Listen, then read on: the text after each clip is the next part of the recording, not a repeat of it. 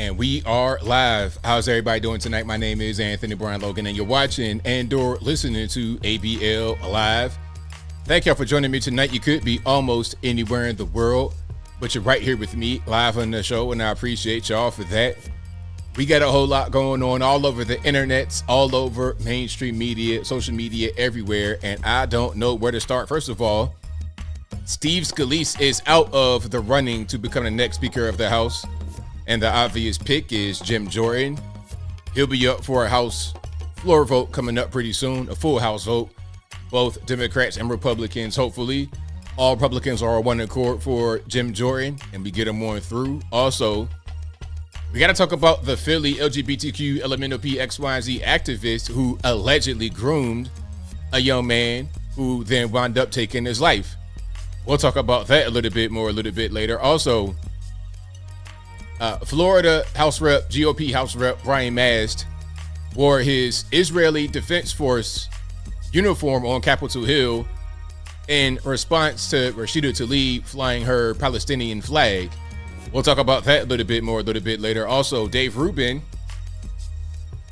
says he supports the ban on pro-Palestine protests in France, although he's a free speech activist who started the website called Locals to fight against online censorship. Was that just for U.S. censorship? Was that just for U.S. politics? Does his adherence to free speech only exist in the U.S.? We'll talk about all those issues and more on tonight's episode of ABL Live. And thank y'all again for being here. You guys are the best audience anywhere on these internets. If you like what you're hearing so far, please give the video a thumbs up. Like the video, share the video, do all that good stuff. That'll help me out tremendously. This is also a podcast right now you're listening to. It'll be available on your favorite audio streaming platform, whether that be Google Play, Spotify, Apple, iTunes, etc. Link for that will be in the description box, or just go to your favorite audio streaming platform and search ABL Live. I should pop right on up. Now, we got quite a few things to get into. There's a whole lot happening. There's quite a few videos I've not shown you guys that I've been able to find throughout the week. And before I get into anything, shout out to the sponsors. Y'all know how it goes. Shout out to patriotpost.us, your best source of news and information anywhere on these interwebs. Again, patriotpost.us. Their link is available in the description box, or just go to patriotpost.us and tell them ABL sent you. Also, go to my merch website, ablmerch.com. That is ablmerch.com. We got the hats, t-shirts, stickers, hoodies, mugs, and more right there on the website. Again, ablmerch.com. Also, go to anthonyblogan.com. That is ANTHONY, the letter B, LOGAN.com. Go to the front page of the website, and I will have articles for each video that I produce. So if you're ever wondering, hey, where's your link? Where's your sources? Where is the full uncut, uncensored video? It'll be right there on my website, anthonyblogan.com. Again, ANTHONY, the letter B, LOGAN.com. Also go to anthonyblogan.com/contact to find my email address, my snail mail address, my social media accounts, Facebook, Instagram, and X, formerly known as Twitter. All that good stuff is right there on the website, anthonyblogan.com/contact. And as I always say, if you're ever wondering if you are conversing with me or not on the internets, you can cross-reference the communication method right there on my website. Hey, is this ABL's email? 5,400-pound Lithuanian scammer at hotmail.com. Is that ABL? No? Okay, cool. Went to the website. It wasn't him. My email address is contact@anthonyblogan.com. I'm telling you right now, it's on the website. It's easy to find. If it's not that email, it's not me talking to you. I can guarantee you that. All right. So please, please, please, nobody send me any more emails about being scammed by some random troll that commented on one of your replies to my video talking about if you send me $15 million, I'll give you a $75 return. Please don't do it. I'm not trying to hear it.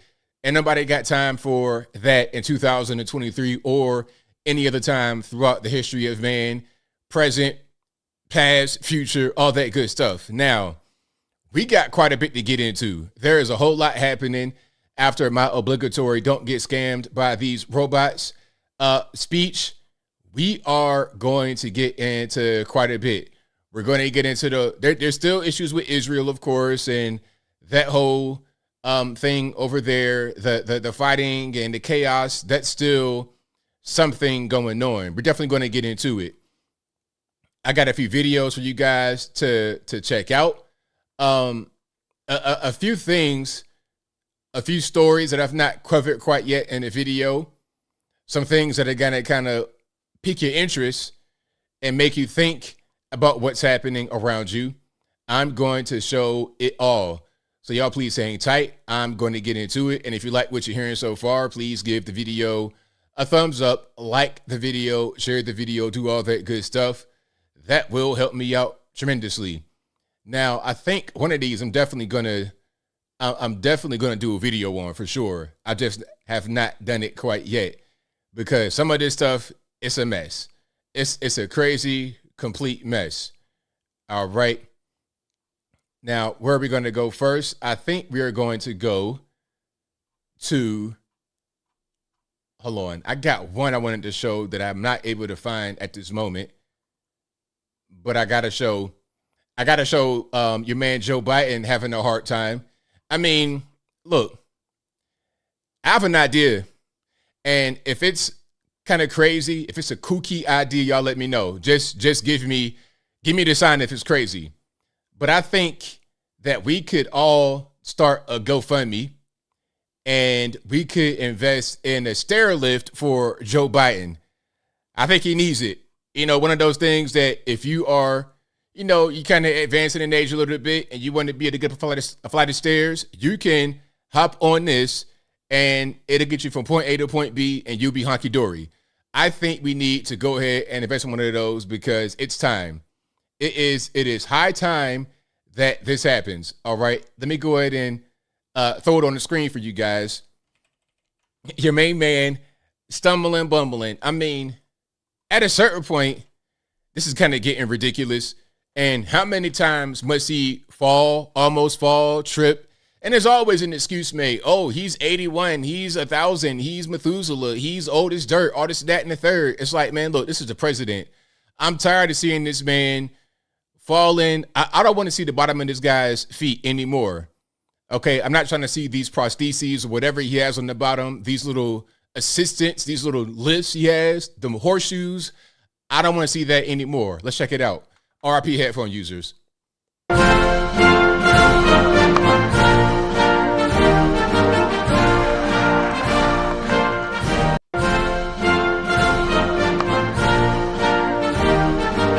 So, I mean, what are we even doing?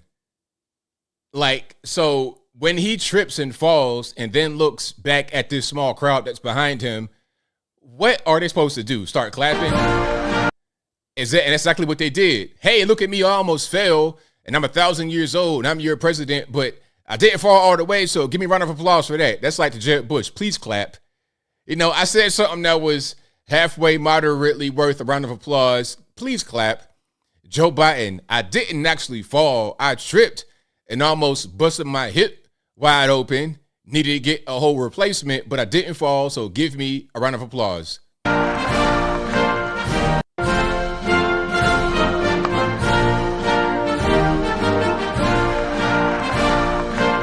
This is crazy, man. And you know what? What's going to happen is he's going to fall really hard one time, and then it's going to be a problem because it's going to be one of those falling and I can't get up type situations. Then what? Can you imagine that? Can you imagine Joe Biden just falling on the ground and he's not able to actually get back up and he's got to get lifted up? Like, what if you see Joe Biden get the whole, wife across the marital threshold, lift up and carry? This man, his feet and everything up in the air getting carried like this by a man.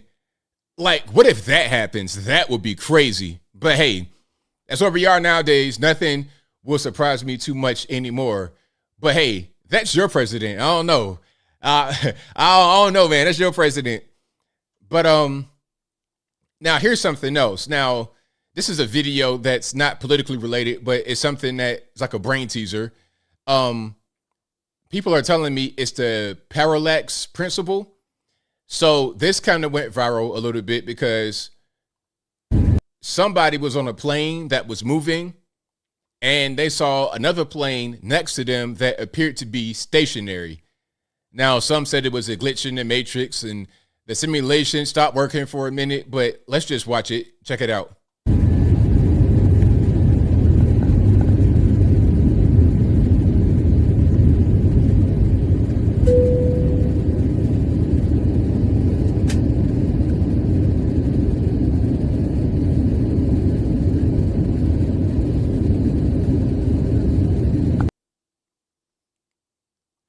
Now, some said that this was, it was a glitch in the matrix, all this and that. But what I got told, because I didn't know what was going on either. I thought it was, it could have been some CGI, it could have been some AI, it could be like a whole Photoshop, it could have been anything. But what I was told is it's a difference in speed between the two objects and probably a different direction. So if you're going in the straight line and the other object is not going in the straight line, or is going slower, then it could appear to be doing a thing that it's not doing. It could appear to be stationary, although it's not stationary.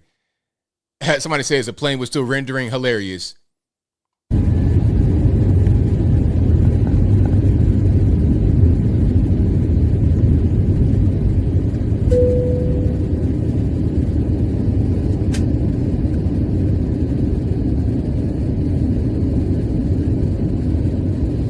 You guys are hilarious. Somebody said the MFR ain't real, and someone said the glitch will be patched in the next update. That's funny, random chill guy. Hilarious.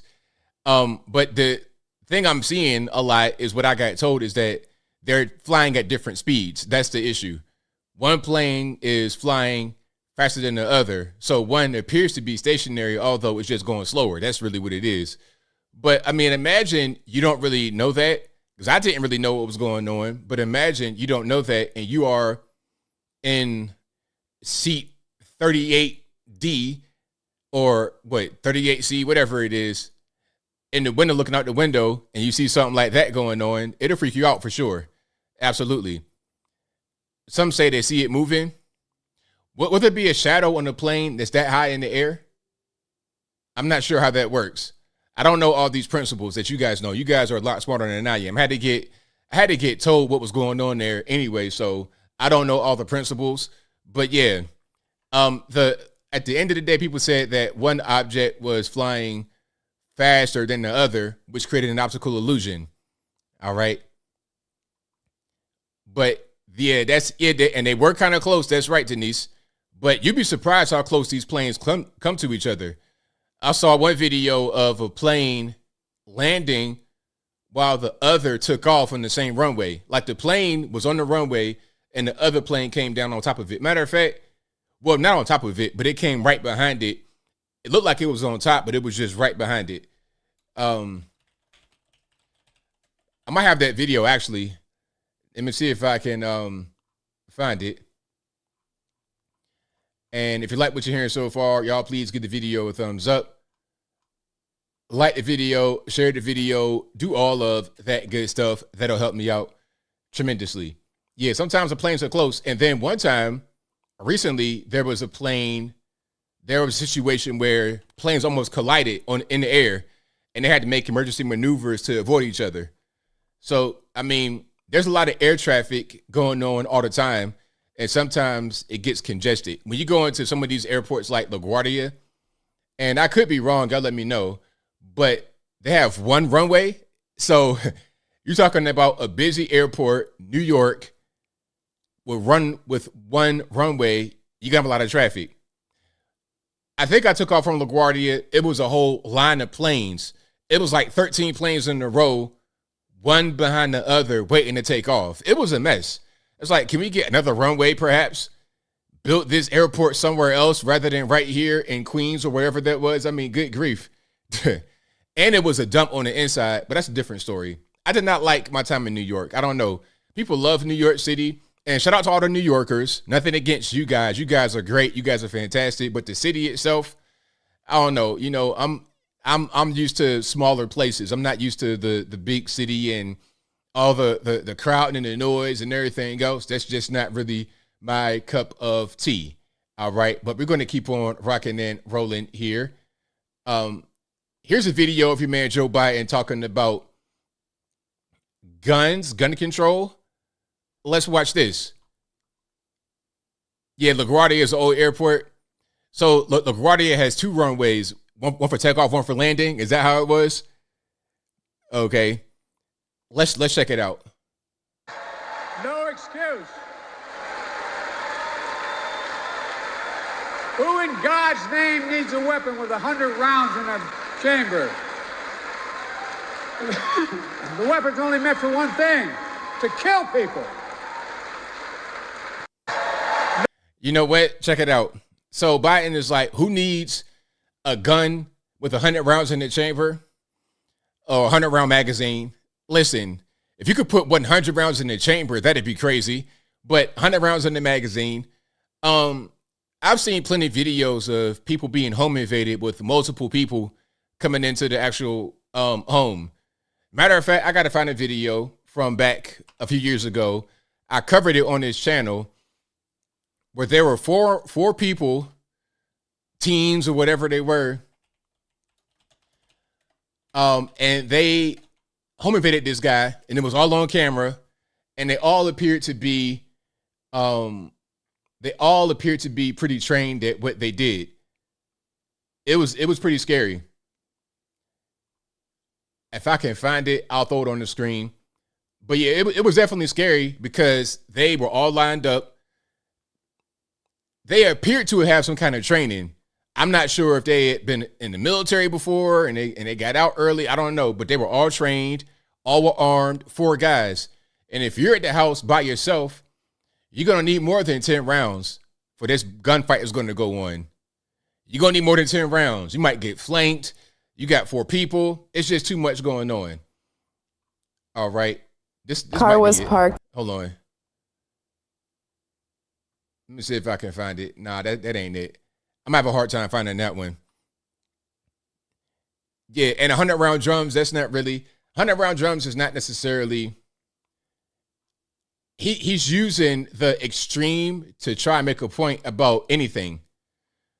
Now, wait a minute, hold on. Here's a video. He's making the extreme to try and ban anything beyond 10 rounds in the magazine. You see, because the general public will hear 100 rounds and be like, that's overkill. So he'll use that logic to apply to anything beyond 10. That's why, what's it, the magazine ban in California? What's it, a 10 round magazine max in California legally, even on a rifle? What are you going to do with 10 rounds in a rifle? That's crazy. But here's a video for you guys. Brazen home invasion. 2 armed men burst into a house and pass. Look at this. So the criminals have their rifles with more than a 10 round magazine. That appears to be a standard 30 round magazine right there. So while the criminals can burst into your house, 2 of them, both of them have rifles with 30 round mags. And that appears to be a short boy too.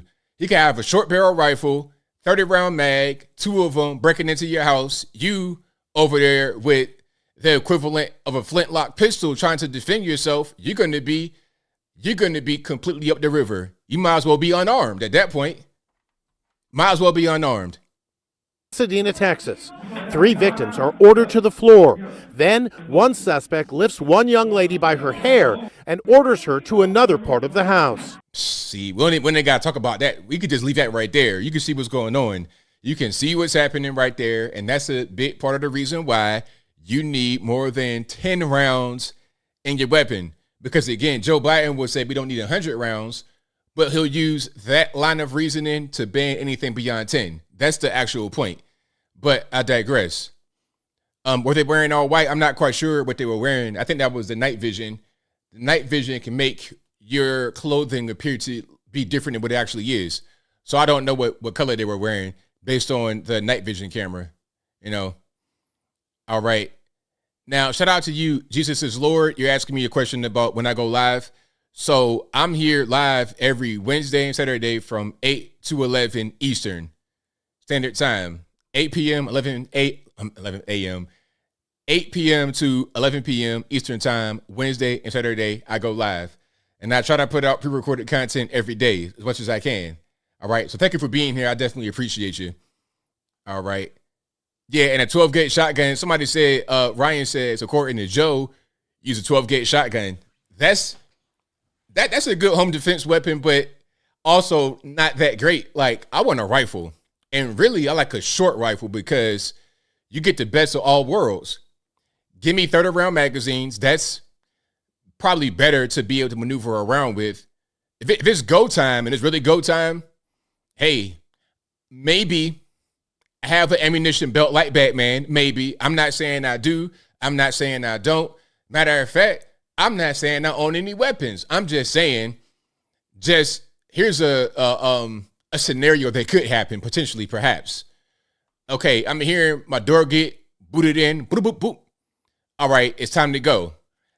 My preference would be a short, a little 10-inch rifle, 10-inch barrel, have 30-round magazines, a belt with a couple more mags in it if I need to, and then I'm surveying the house, and I'm able to maneuver easier with a shorter rifle, and I'm getting nice firepower and accuracy. With a handgun, you get the maneuverability, but the firepower is not the same thing as a rifle, obviously, and sometimes you can have an issue with accuracy compared to a rifle. And a shotgun, I mean, that's better for one-on-one.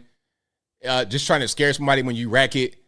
If you hit him with a shotgun, it's pretty much a wrap. If you're like right here in front of somebody and you hit him with a shotgun, it's pretty much over. I know a guy back in Virginia who got hit with a shotgun. I mean, all of this right here was gone. It was crazy. I mean, I'm surprised he lived. I mean, they did a lot of surgery on this man to keep him looking like something. I mean, it was a mess. One time he got hit once. Point blank shotgun. All of that was done. So the best for me personally, for home defense, is a short rifle. Maneuverability, accuracy, firepower, you're golden. 30-round mag, perfect. 100 rounds is a little cumbersome. I'm not saying I'd be against it. This is a little cumbersome for me personally. All right. But if you like what you're hearing so far, please give the video a thumbs up. Like the video, share the video, do all that good stuff. He did live, King Chris. He did live, barely. Wheelchair, permanent wheelchair. I'm talking about all of this. He had, his arm was messed up. He was pretty messed up. So God was on his side. God was on his side that day. He got hit point blank with a shotgun one time, permanently injured. So if you do have that kind of encounter and they right in front of you, that shotgun will do the job. But if you got 4 guys in their house and they're trying to flank and all that kind of stuff, it's a little different. It is a little different. All right. So let's go ahead and check this out. Now, this is going to be about some real estate. And really, it's about the inflation that's happening, because inflation is crazy. I mean, everything is costing an arm and a leg. Everything's costing an arm and a leg. I mean, try going to McDonald's. McDonald's dollar menu, that ain't there no more. The dollar store is $1.25 store. Everything is costing an arm and a leg. You want to buy a house, you want to buy a car, new, used, you want to buy food, you want to buy anything, it's costing a lot more. And the jobs and whatever you are doing to make yourself money is not increasing pay with the increase in expenses. I'm not saying that it should or it shouldn't, but the reality is that it's not. Now, check it out. This is a house in Bend, Oregon. Now, I'm going to show you. Hold on. I'm going to show you the house. Well, I was going to try to not spoil the price for you. But look at this house. Check this out. Do you see this?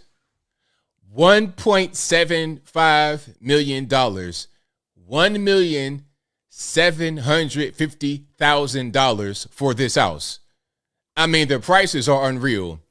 You know, if you have parents that were born in the 60s or 50s or before then, buying a home for them was different than what it is right now. If you're a young person trying to buy a house in some of these areas, like you're trying to go to, it'd be some random area, Bend, Oregon, Bozeman, Montana is like this as well. A lot of Californian infected places have prices like this. And shout out to all the good Californians that watch the channel, not you guys. You know what I'm talking about. Your neighbors, the liberals with a bunch of money that move to these parts of the country and drive prices through the roof. $1.75 million. That house looks smaller than my house. And I did not pay anywhere near 1.7 or 1 or even 500,000. I paid below 4 for my house. That house is about the same size as my house. Let's watch this. At first glance, this house might look pretty normal, actually just like a pretty plain Jane regular house. But it is currently listed for $1.75 million. So look, that's a 4-bed, 3-bath, 2,000. That's about the same size as my house. Yep. Same size as my house. It could even be the same builder for 1.75. It serves as just another example of the whole West Coast becoming just a playground for the ultra rich. It blows my mind that someone would buy a place like this for almost $2 million. The place doesn't even have a yard. As you can see up here, there's some little natural landscape, whatever, but you don't even have a yard. And then 5-7 feet from your house. Look at this. And the next house is right next to you. Now, that's kind of how my neighborhood is with close houses. I have a little bit more yard than that, I would say. I have a front and a backyard, but we have close houses like that, but it's newer subdivision. That's pretty much how they are. But if I'm paying almost $2 million, I don't want to have that kind of situation. You see, if I would have paid more money than what I paid, then I could have a bunch of space and a new house and all kind of stuff. But that's not really what I'm into, spending a bunch of money on things like this. But you paying that much money and you get that as a result? Is your neighbor's driveway. If you wanted to buy a place like this and you actually lived and worked in the city I'm from, you'd have to make like $450,000 a year. And you know what? The average job around here pays about 50 grand and the average household brings in about 75 grand. And all the new homes here are being built at a price point that is at least double to triple what the average family here could afford. Well, you know what's going on. These houses are not being sold to people that are necessarily from Bend, Oregon. That's what's going on. Somebody says it right here. Hold on, let me see. I missed the comment that I wanted to read. AMG, shout out to you. AMG says a 900-foot cottage, not 900 square foot cottage in Sag Harbor, New York, the Hamptons, sold for $1.3 million. A 900 square foot cottage. Let me just pause on that note right quick. When I was in Virginia, in my apartment in kind of a semi-hood area, like my neighborhood was not hood when I was, living there, like in my late 20s. But across the street, there was this big shootout that happened that made the news. I mean, grandma was on there talking about, not my grandma, but a grandma was on there talking about the bullet went through a microwave, all kind of stuff. So I'm in that kind of area, right? So my apartment was the same square foot, about 900 square foot, 890 square foot. And my rent when I first moved in was about $700 in 2007. $700 for a 900 square foot apartment. They're talking about 1.3 million for that same size. Now, obviously, it's a better location, but I'm not quite sure it's worth 1.3. But I guess in today's market, it is. And this problem only continues to get worse as all the land that they open up for development goes to these developers who want to build these planned communities with these incredibly expensive homes. There's an open house in there right now. I would take you guys for a tour, but I've heard through the grapevine that all the realtors in town, they just really can't stand me. I can imagine. Yeah, Californians, they going all over the place. They go on to Idaho, Montana, Tennessee. They're here in Tennessee as well. They go to Nashville and they go to they go to Davidson County. They go outside of Nashville. They go to Franklin and places like that where the country music stars are, and they get these really ridiculous mansions and spend all kind of money on it, buying houses in cash. I was reading about stories of people putting $1 million in escrow for a house in Bozeman, Montana, sight unseen, to hold it. I mean, it's crazy out here. It's crazy. I don't know what they're doing, and they're doing some kind of currency manipulation in California. I don't know what's happening. It's like China over there, but I digress. If you like what you're hearing so far, please give the video a thumbs up, like the video, share the video, do all of that good stuff. That'll help me out tremendously. Now, I'm going to show you guys a picture of a Chicago women's cycling race. This is the women's cycling race. Now, I'm going to show you guys who won the race. And again, this is the women. Now, you tell me how many women you see winning prizes here. Okay, you ready? Let's check it out. So you see them right there on the left. That's the winners, first, second, third place. And we have some action photos on the right of them actually cycling. Now, again, this is a Chicago women's cycling race. How many women do you see out of first, second, and third? You tell me. Now, and ask yourself this question. At what point will women's sports cease to exist? At what point will women's sports cease to exist? Because I don't see this really going the other direction. Because you know what's happening?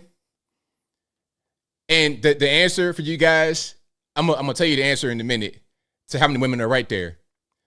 What I see happening is women voluntarily kind of going along with it. Now, sometimes they fight back. Like in Roanoke, Virginia, the women's college fought back against a trans person joining their team. But that's kind of a more conservative area. So they're going to fight back against it. But you got the liberal people that think that's not really a big deal. And as a matter of fact, I think he was a House rep or is a House rep saying that, hey, man, if you can't compete with the women, then you just got to get better, tighten up, toughen up. I was like, really? Word? Is that what you're going to say? Now, the answer to the question, how many women are on stage or how many women are right here? You have one woman, lady right there on the left-hand side. That's the woman right there. And then that's a man, of course. The winner, of course, is a man. And in second place is also a man. Okay, so you have two men and one woman. All right. One woman. And at a certain point, you're going to have these races be totally dominated by men. And really, what they should do is just make it be unisex. And what's going to happen in that situation is that the fully biological masculine adult males would win everything. Those on hormones, all that kind of stuff, and they're not going to win anything. Because remember, when William Thomas was William Thomas and not quote-unquote Leah Thomas, he was subpar at best. If not, he was actually a very poor performing swimmer as a male. But then when he becomes a woman, all of a sudden he dominates. When he puts on the wig or whatever, not even the wig, when he grows long hair and takes hormones, all of a sudden now he's a woman, he dominates. It's ridiculous. It's like, look, my man, that long hair and the hormones does not change your Deadpool, Ryan Reynolds, Michael Phelps looking frame. You 6'4" with these big basketball player hands. That ain't gonna change with hormones, my man. Okay, I mean, come on. This is ridiculous, man. Totally ridiculous. But hey, it is what it is. That's what's going on. And like I said, what's gonna have to happen is the women got to step up and say, you know what, no more. We're not going to tolerate this kind of nonsense anymore. Now, here's a Wisconsin Democrat, Dave Considine. He's gonna give his 2 cents about what's going on. Now, this is part of the problem. Lawmakers and also those that participate in women's sports, you got to have all of them be on one accord and fight back against it.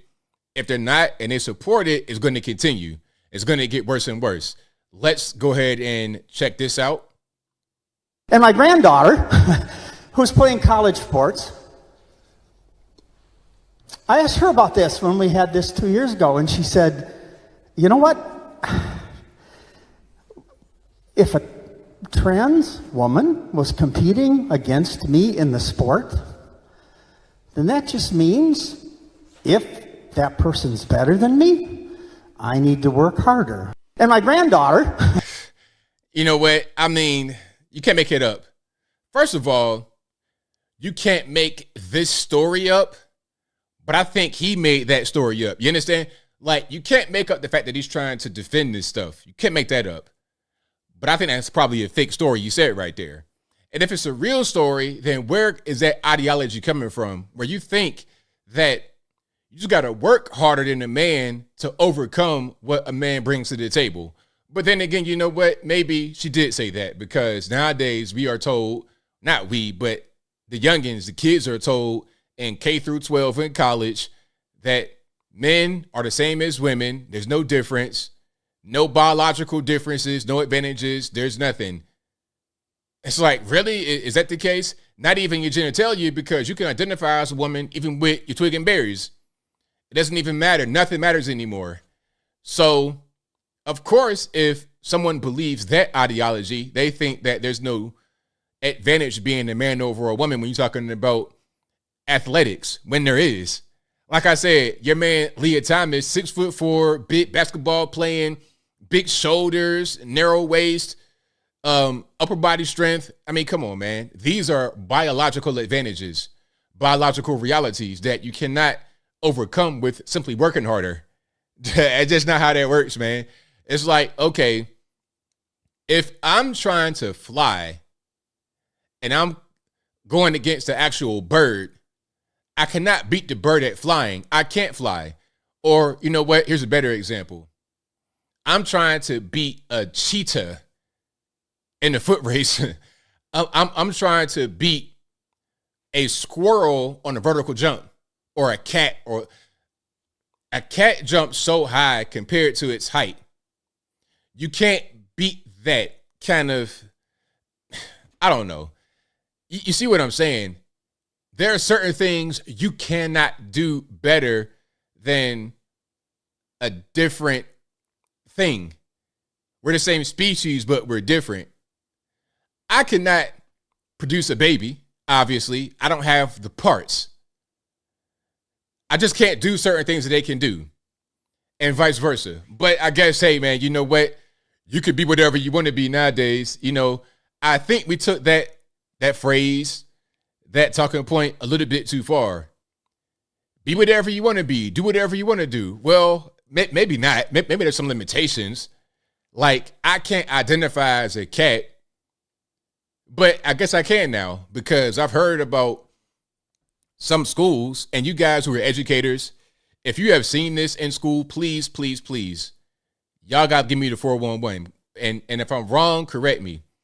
But I've heard about some schools allowing kids to identify as cats, and they have a litter box station set up somewhere like in the bathroom. I mean, I've even heard that the litter box is in the classroom. Now, that can't be right. I know that part can't be right. I'll promise, if I see in 20 years that the workplace has litter boxes for humans right there in the cubicles, I'm going to Mars, man. I'm done. If I see that in the workplace, I am finished. I am leaving Earth and I'm going to Mars. Elon, can I get a first class flight to Mars, please? I am out of here. They are using human litter boxes in the workplace right in the cubicles. I'm done. In the bathroom, bad enough. Bad enough. I'm not trying to go, you know what I don't want to see? If I'm in the airport, right? I'm in Hartsfield Jackson, trying to get to my destination. I got to go use the bathroom. I got my little carry-on in there, whatever. And I'm seeing some big grown, gruffy man, chest hairs out, hunched over a kitty litter box. No. I don't want to see it. Now, I'm reading the comments here to see if anyone has seen this in the actual classroom. Again, I've heard about some schools have kitty litter for some of these kids that identify as cats so they can use the bathroom. And I even heard that somebody had one inside the classroom. I don't believe that part. The bathroom, maybe I believe it, but I don't want to believe it. Okay. Yeah, I'm not trying to see no grown man hunched over no kitty litter box in Hartsfield-Jackson Airport. I'm calling the police, man. It's like, man, nah. I'm calling the authorities, sir. You're going to the federal penitentiary. There was a lady that did a stabbing rampage in Hartsfield-Jackson like a couple of days ago. And I said, yo, send her to the joint immediately, to the federal penitentiary. Somebody was like, oh, you're playing, aren't you? It's like, no, don't you understand? If you use a weapon in the airport and attack somebody, that's a federal crime. If I see you hunched over a kitty litter box at 6'4" with chest hairs and everything in Hartsfield-Jackson, no, I'm calling the feds. I'm calling Adam Schiff, whoever can get on the phone, I'm calling, because that can't be happening.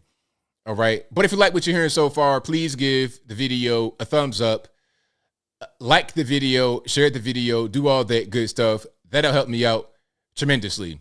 All right. Now we're gonna keep going here. We are going to keep going. Somebody says catastrophic. Good joke. But yeah, let's keep on rocking. Let's keep on rocking and rolling. We got a lot more to get into here. Oh, here's something that you don't want to see outside the Roosevelt Hotel. This is still like basically a migrant camp. It's crazy how New York City has turned this iconic location into a refugee camp, essentially. I mean, what's going on? This is part of the reason why New York City, I'm not a fan. Watch this. And the caption here says, I went to the Roosevelt Hotel at 12 a.m. and saw this.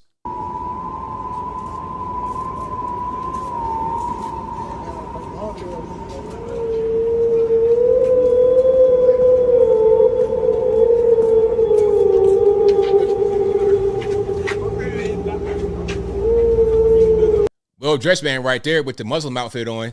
So we see all war-age adult males outside of the Roosevelt. And what you kind of also saw was like the United Nations. You're seeing Africa, Asia, Europe, wherever. You're seeing everything. Just like, remember that video I showed you? What was that? Last stream or stream before, of all the migrants at the wall, the illegal aliens or whatever. And then that guy was asking them, where you coming from? Where you going? And they're saying every country but Mexico. Guinea, Senegal, Honduras, Colombia, Syria, everywhere, India, everywhere but Mexico. That's what's happening right now. Normies think that, oh, these are poor Mexicans trying to come for a better life, all this, that, and the third. That's what they are being told. They think that. But in reality, it is the entire world coming over here for money, to get money on a low, send that back to their families back home. Because where are the wives and the kids? Where's any woman? Where is the tia? Where is the pawpaw? Nothing but males in the 20s and 30s. All of them. And at a certain point, you got to ask, are they here to get activated and then launch an attack? That's tinfoil hat, ABL, so y'all pardon me on that one. But that's what's happening right now in New York City outside the Roosevelt Hotel. If you're living in New York City, hey, Godspeed. Godspeed. All right, let's keep on rocking and rolling. If you like what you're hearing so far, please give the video a thumbs up. Like the video, share the video, do all of that good stuff. That'll help me out tremendously. Now, let's talk about Steve Scalise. So Steve Scalise is out of the running to become the next Speaker of the House. A lot of you guys appreciate this because you were not big fans of his. A couple things about Steve Scalise that kind of concern me. Well, one main thing concerned about Steve Scalise is that he has cancer. Now, some are going to say that he has a treatable form of cancer. But look, if you're going to be the third in line of succession, president, vice president, Speaker of the House, if you're going to be that, then maybe you shouldn't have cancer. I'm just saying, nothing against Steve Scalise. I'm not trying to do anything other than just be realistic. But as far as his record, I'm not necessarily against Steve Scalise. I think he'd be a fine speaker. I think Matt Gaetz even endorsed Steve Scalise. So some are going to say, well, Matt Gaetz was right for ousting Kevin McCarthy because he didn't follow through on his promise. And a lot of people like Matt Gaetz. Matt Gaetz endorsed Steve Scalise, said it would be a fine speaker. Now, the obvious next person up is going to be Jim Jordan. But let's hear from Steve Scalise right quick if you didn't see this on my video. Now, people are kind of wondering about this mask he's wearing. As I said, he has cancer. This could be related to the cancer that he has, but I don't really know. And if it is, I don't know. He has blood cancer. That's right, wanted to be. If the mask is related to his cancer, I don't know why he would wear that around the hill and then take it off when it comes time to talk right there in the same space he was just at. So I don't really understand that part. But let's hear what he says. What your message to the conference was? Yeah. Y'all ready? Yes, sir. Hey, first let me, I know we've been following this. It's been quite a journey, and there's still a long way to go. I just shared with my colleagues that I'm withdrawing my name as a candidate for the speaker designee. If you look at over the last few weeks, if you look at where our conference is, there's still work to be done. Our conference still has to come together and is not there. There are still some people that have their own agendas, and I was very clear. We have to have everybody put their agendas on the side and focus on what this country needs. This country is counting on us to come back together. This House of Representatives needs a speaker, and we need to open up the House again. But clearly, not everybody is there. And there's still schisms that have to get resolved. I never came here for a title. I've had some great titles. I'm the majority leader of the House, and I love the job I have. I've had big challenges in my life. I've been tested in ways that really put perspective on life. Really, the 2017 shooting, when I didn't know if I was going to make it out alive, taught me what's important in life, and that's my family, my faith, and I'm blessed beyond belief. I have absolutely all the right perspective, and I still have a deep, deep passion for making sure we get our country back on track and get our conference fixed again. But there's some folks that really need to look in the mirror over the next couple of days and decide, are we going to get it back on track? Are they going to try to pursue their own agenda? You can't do both. So we know what's happening here. In the GOP, there are some personal agendas people have. They want things a certain kind of way for themselves. There's certain little cliques and groups and everything. Small cliques and groups, in my opinion, that have their own agendas. This is why being the Speaker of the House right now in the GOP is not going to be an easy task.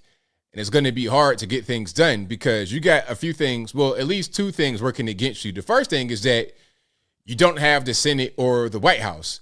So when you want to get a bill through, you got to think, okay, is it going to pass the Senate? Will it get to the White House and get signed off on? And if it's not, and you know that from the beginning, then what are you going to do? You got to find a way to cut those Democrats. But then that's going to anger some people in your party. So they're not going to want to push the bill through. They're going to vote against it.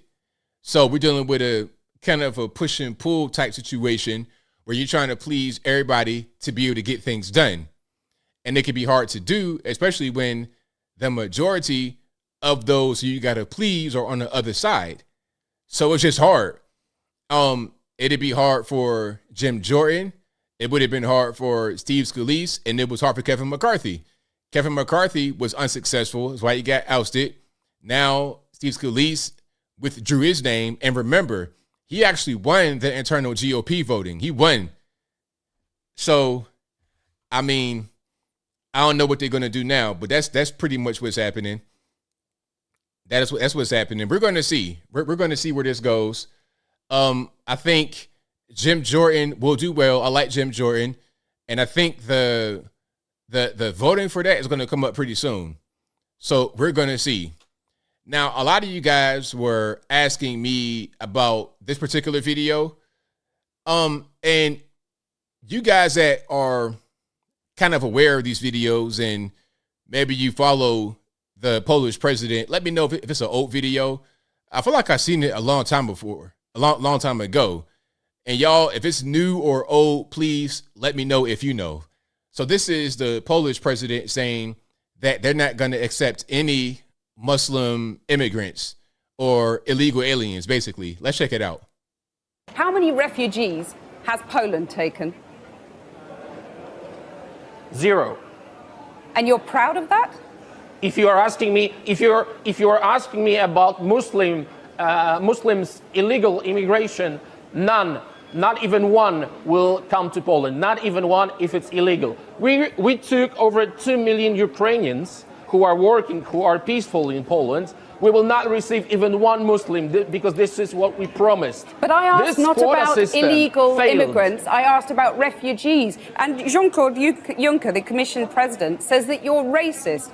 You sound proud of the fact that you haven't taken any refugees.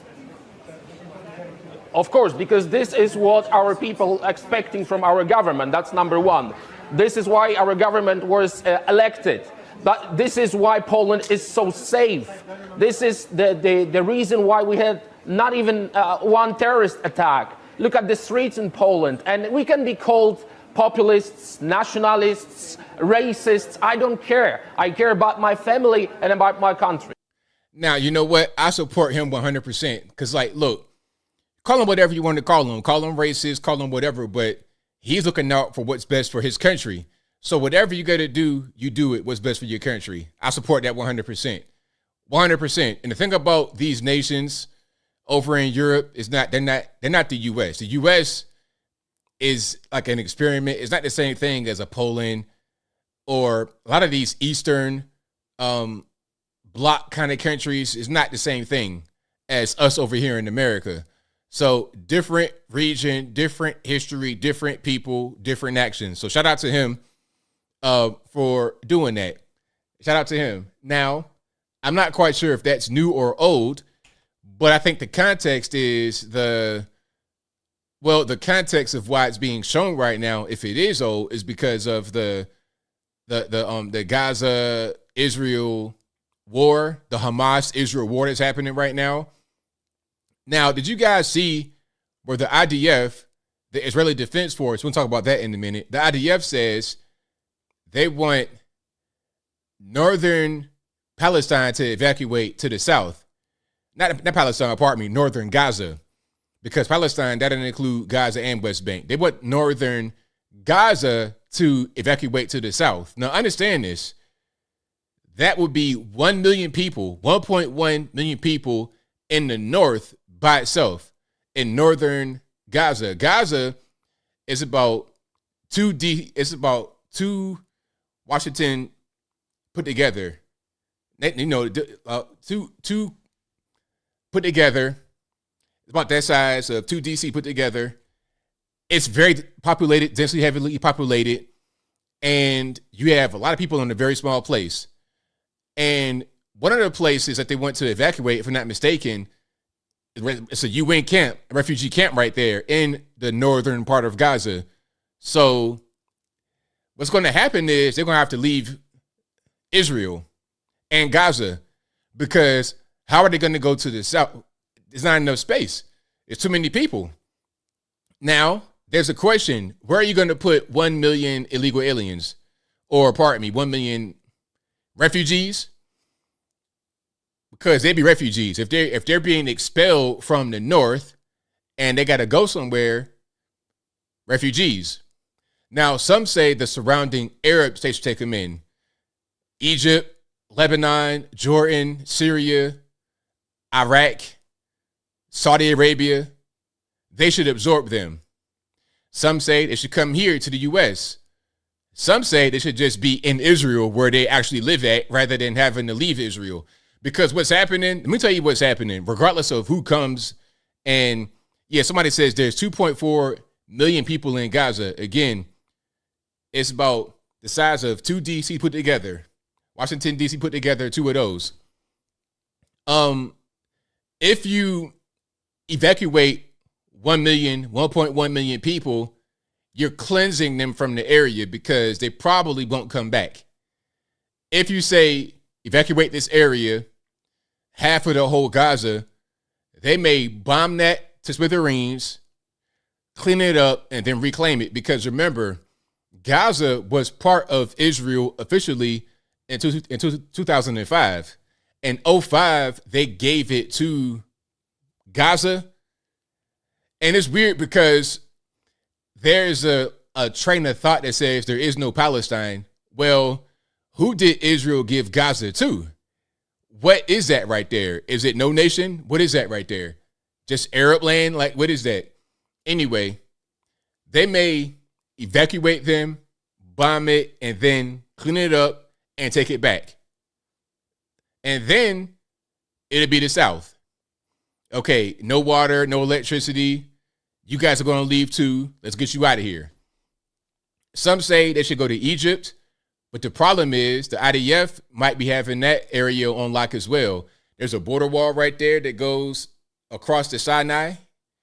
And there's also heavily regulated crossings from Egypt because they don't want them to smuggle in weapons and guns and bombs and whatnot on land, on a land route, like in actual trucks and cars and whatnot. There's underground tunnels, which you can't do but so much with a tunnel. You got underground tunnels and you have the overland route. And the IDF controls the overland route. So it's going to be a mess. It's going to be a really big mess. And then to any place that claims refugees is going to be an issue for them politically. It's going to be a lot. It's going to be a lot. So, and as far as I know, the average age in Gaza is 18. That's the median age, 18. So half of the population is under the age of 18. Somebody said it right there. You have 1 million children in Gaza. So where are they going to go? And if they don't evacuate, what happens? You're going to bomb 1 million people? Does anybody support that? I don't know. Listen, if there is a war going on, you should fight the combatants specifically, rather than just indiscriminate bombing the children. This is a thing that happened under the Obama administration, George W. administration, and I was against it. I'm not for carpet bombing school children and just abhorrent, ridiculous stuff. Now, someone's going to say, well, Hamas did that. Okay, if they did, then they did. They shouldn't be doing it either. Is there a response to just carpet bomb kids over there? Hey, we have deaths. We're going to kill all you guys and wipe you out of the place and take it back. Is that the appropriate response? I'm not really sure. I don't know about that. And you know what? Beyond that, I don't think we should be involved militarily on either side. That's just me. Now, some are going to say, well, they're our friends. Are they? And then must we fight every fight that our so-called friends fight everywhere? And who decides who's our friend and who's not our friend? Who decides that? I don't know. I'm kind of isolationist, I suppose, when it comes to foreign policy. And, you know, people always ask me, and I said it on Twitter a little while ago, they always ask me, hey, ABL, you want to get in politics? You want to be a politician? And I'm like, well, no, not really. If I was forced into it, if I was literally dragged into it like George Washington was, maybe I'd do it because it's such a groundswell of support behind me and they really needed me. Maybe I'd do it if I was left with no other choice but to do it. But I would not really want to be in politics because there's so many games that are played.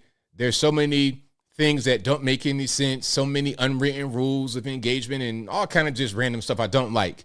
I don't like that. I don't like not being isolationist when it comes to foreign policy. I don't like a lot of what goes on in politics. I mean, I'm interested with politics. I'm fascinated by a lot of what happens, but being in the actual quote unquote game of politics, I'm not a fan because of all the things behind the scenes that happen that you guys may or may not see.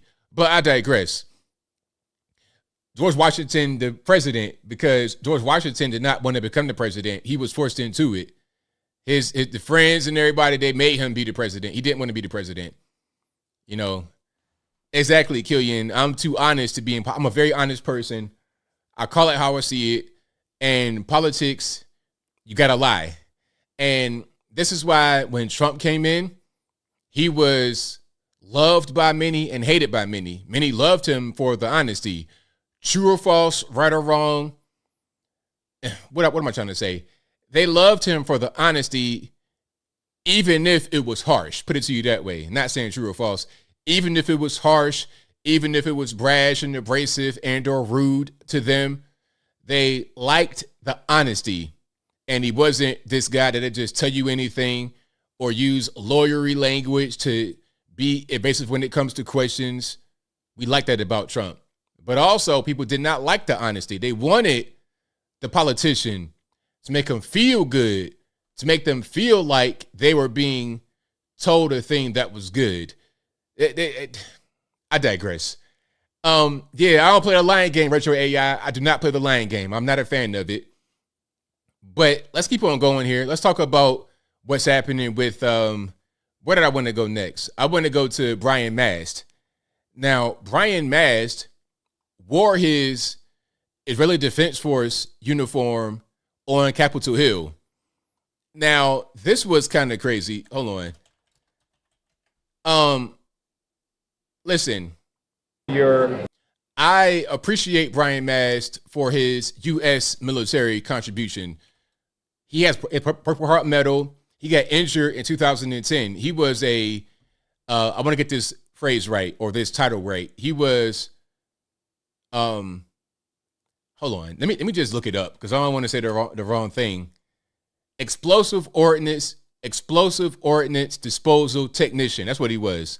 So his job was to defuse bombs, essentially. Now, in 2010, while doing this particular task, he got blown up. And he, as a result, he got a double amputee status above the knee. So let me show you Brian Mast right quick. And if you like what you're hearing so far, please give the video a thumbs up. Like the video, share the video, do all that good stuff. That'll help me out tremendously. Okie dokie. So let's watch this here. Then we're going to get into a little bit more. So this is Brian Mast, double amputee above the knee, got injured in Afghanistan, Operation Enduring Freedom in 2010. Shout out to him. I thank him for his service. Served us well. Got injured. Purple Heart as a result. You see that right there on his chest. You see his prosthetics carrying the American flag. This right here is appropriate. Very appropriate. Okay. I appreciate this right here. Okay. So shout out to him for this. I appreciate the patriotism, the service, 11 years in the Army, right on. But what I don't appreciate is him wearing his IDF uniform on Capitol Hill. Now I understand why he did it.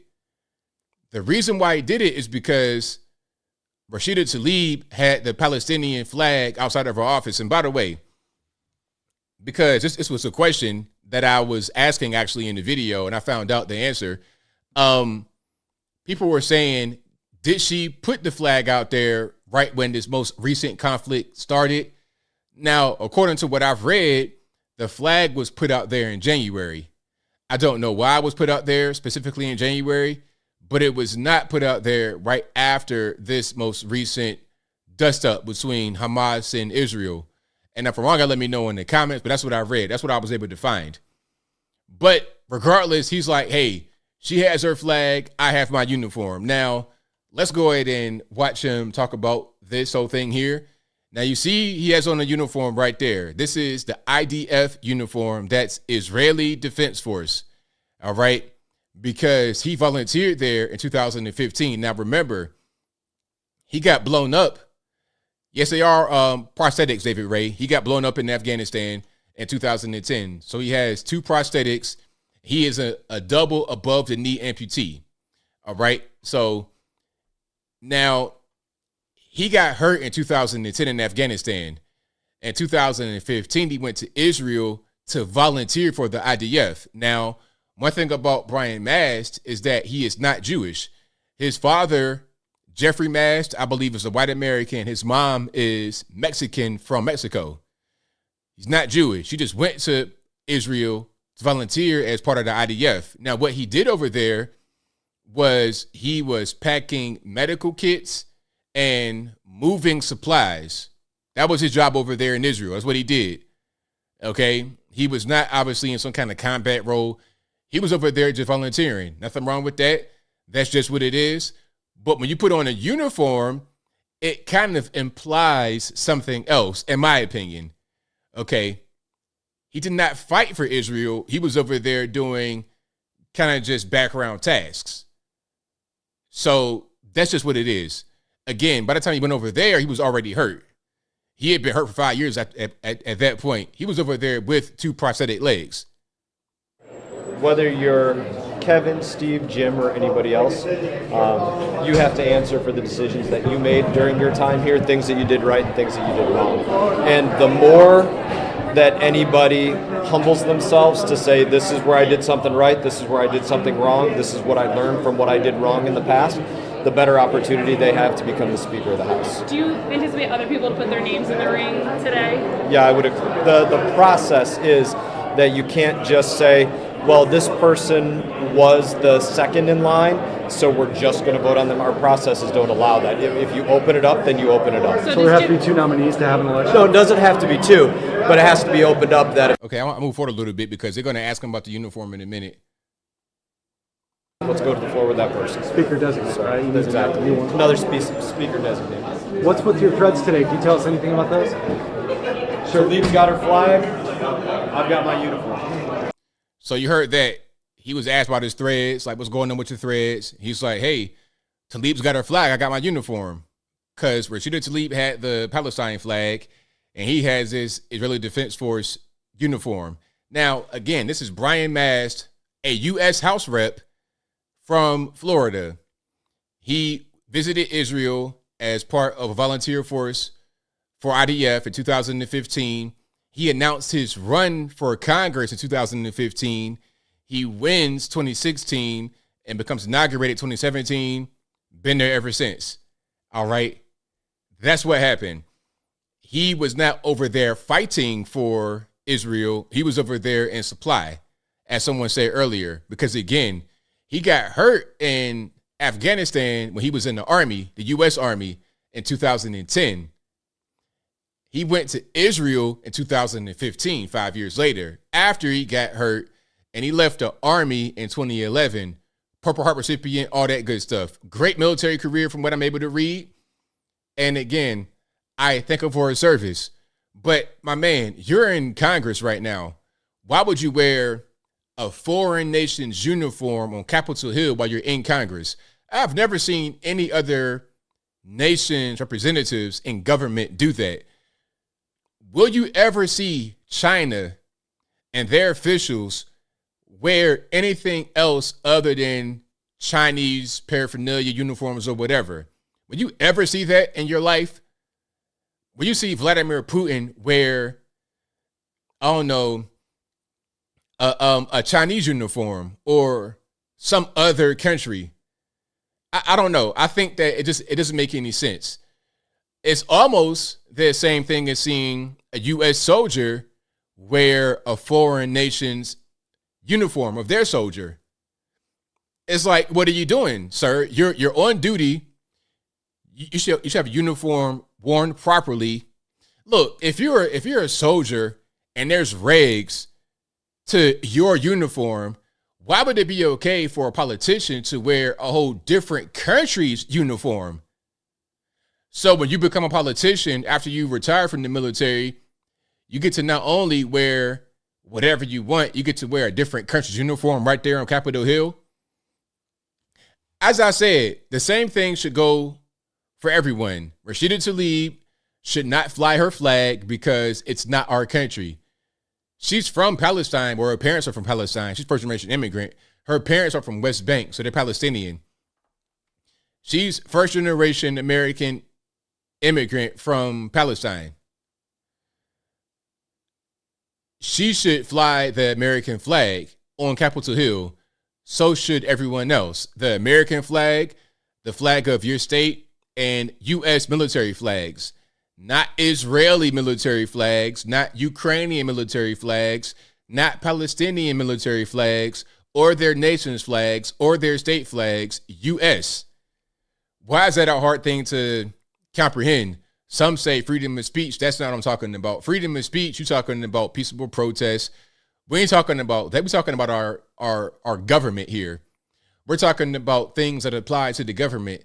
The government can do certain things that you can't do. Same thing with the police. They can do things that you can't do.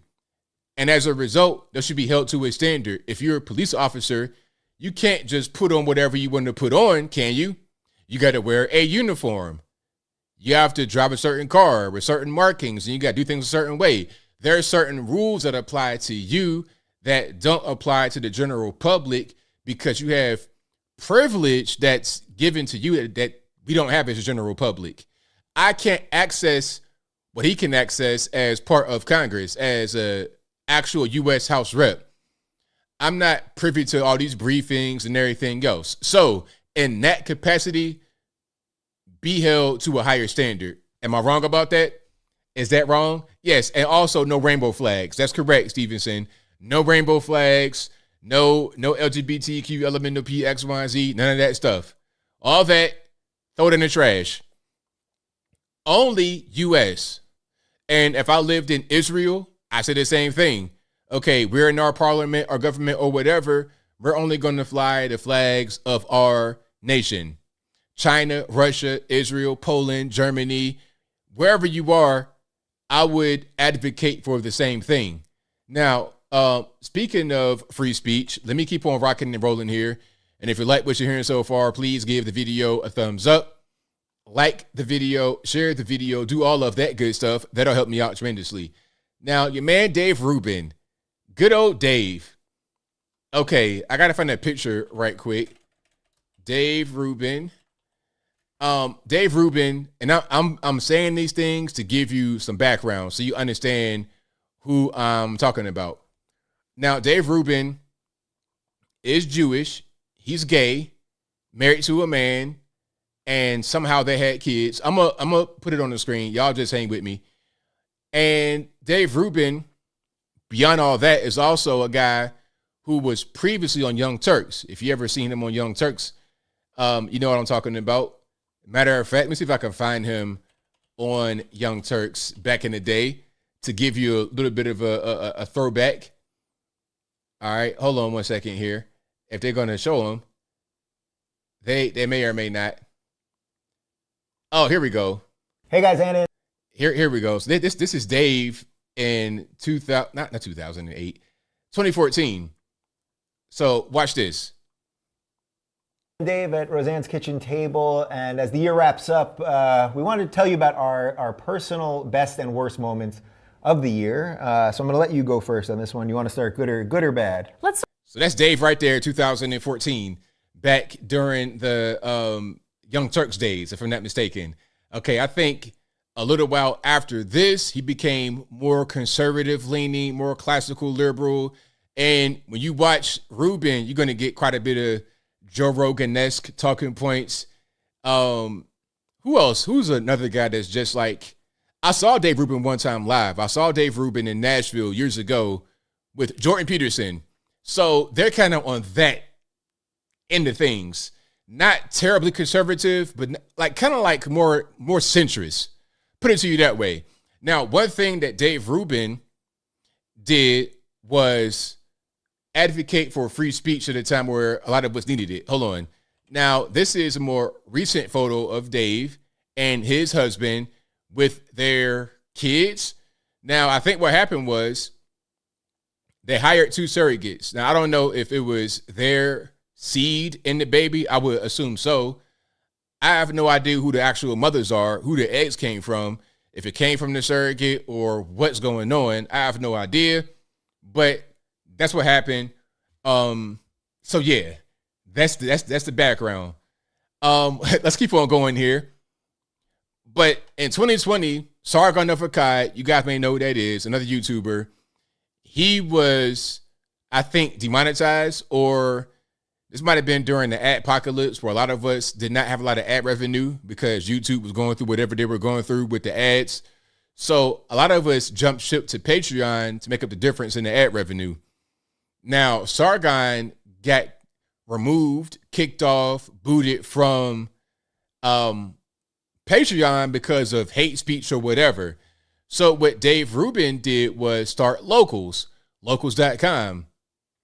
And this platform was to be free speech, absolute. You could say whatever, as long as it's not illegal. That was the whole point of Locals, right? To be free speech. And that's his whole thing. The marketplace of ideas, that's Dave Rubin's whole shtick.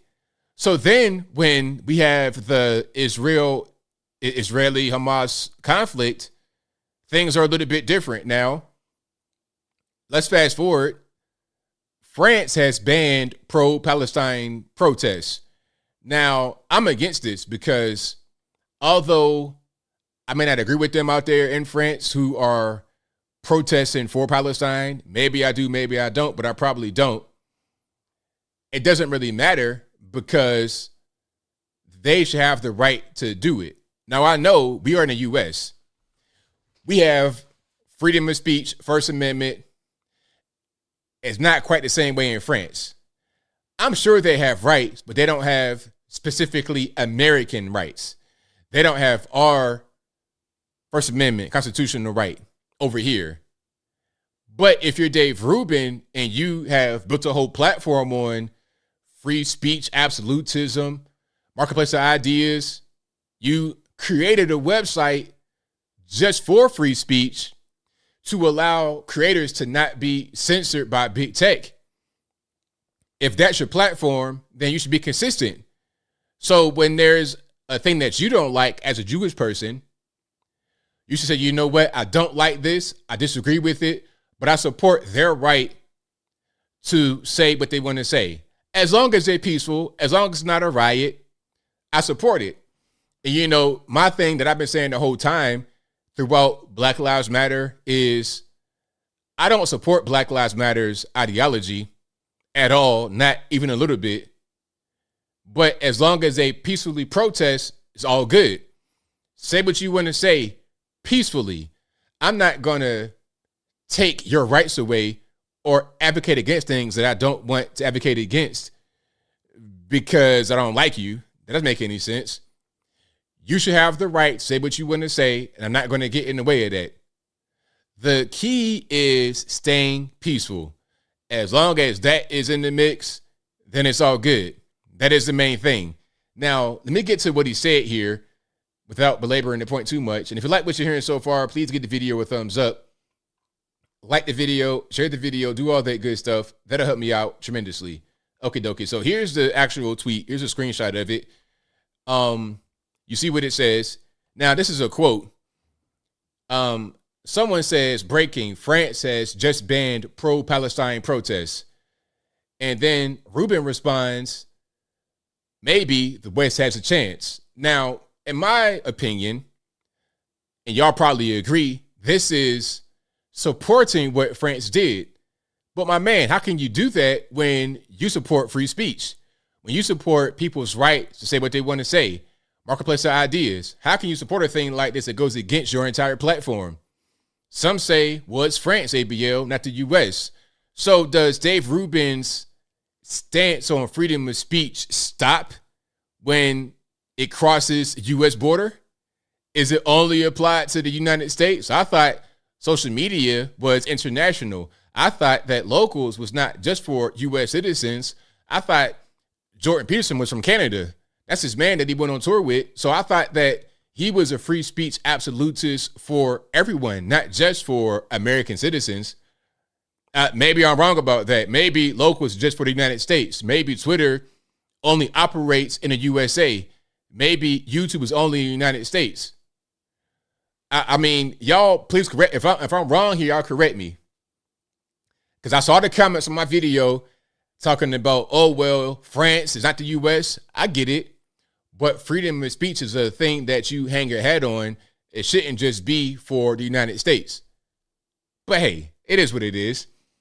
So that's Dave Rubin. I like a lot of what he says, but what I don't like is people that are inconsistent with their ideology.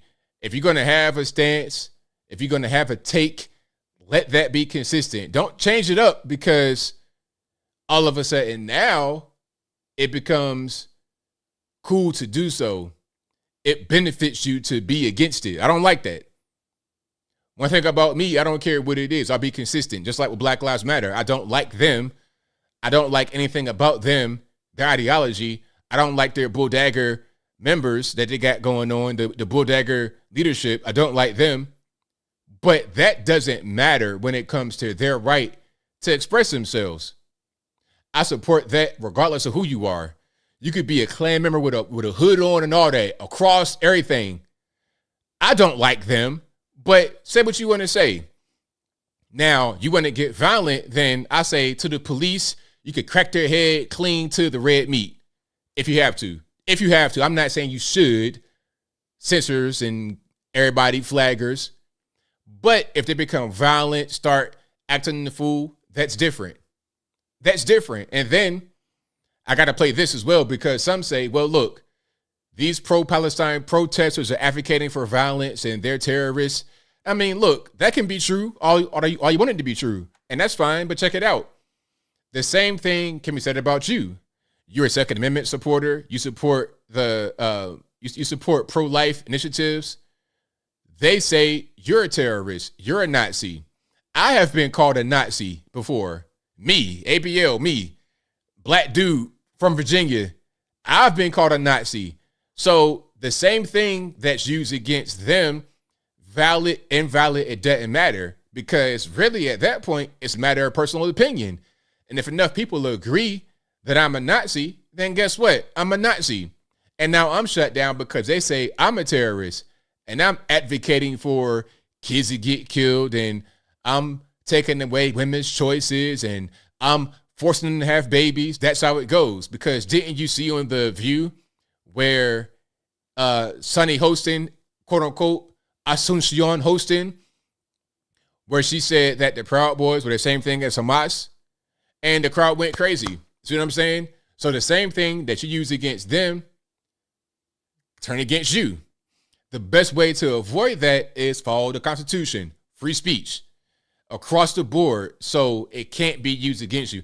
Same thing with Roe v. Wade. You know, people say there should be a ban on abortion outright on the federal level. See, the issue with Roe v. Wade is if you put it in the hands of the federal government to make a decision, that can be used against you as well.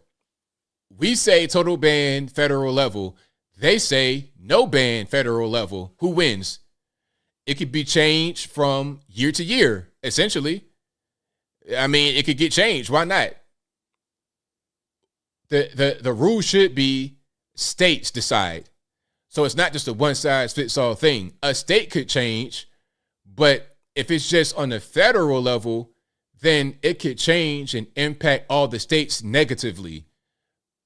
Rather than it being one state where you live where you don't have these loose abortion laws, okay? You can go to a place and make it be what you want it to be rather than being controlled by the federal government. You see how that works? You see what I'm saying? That's all I'm trying to say.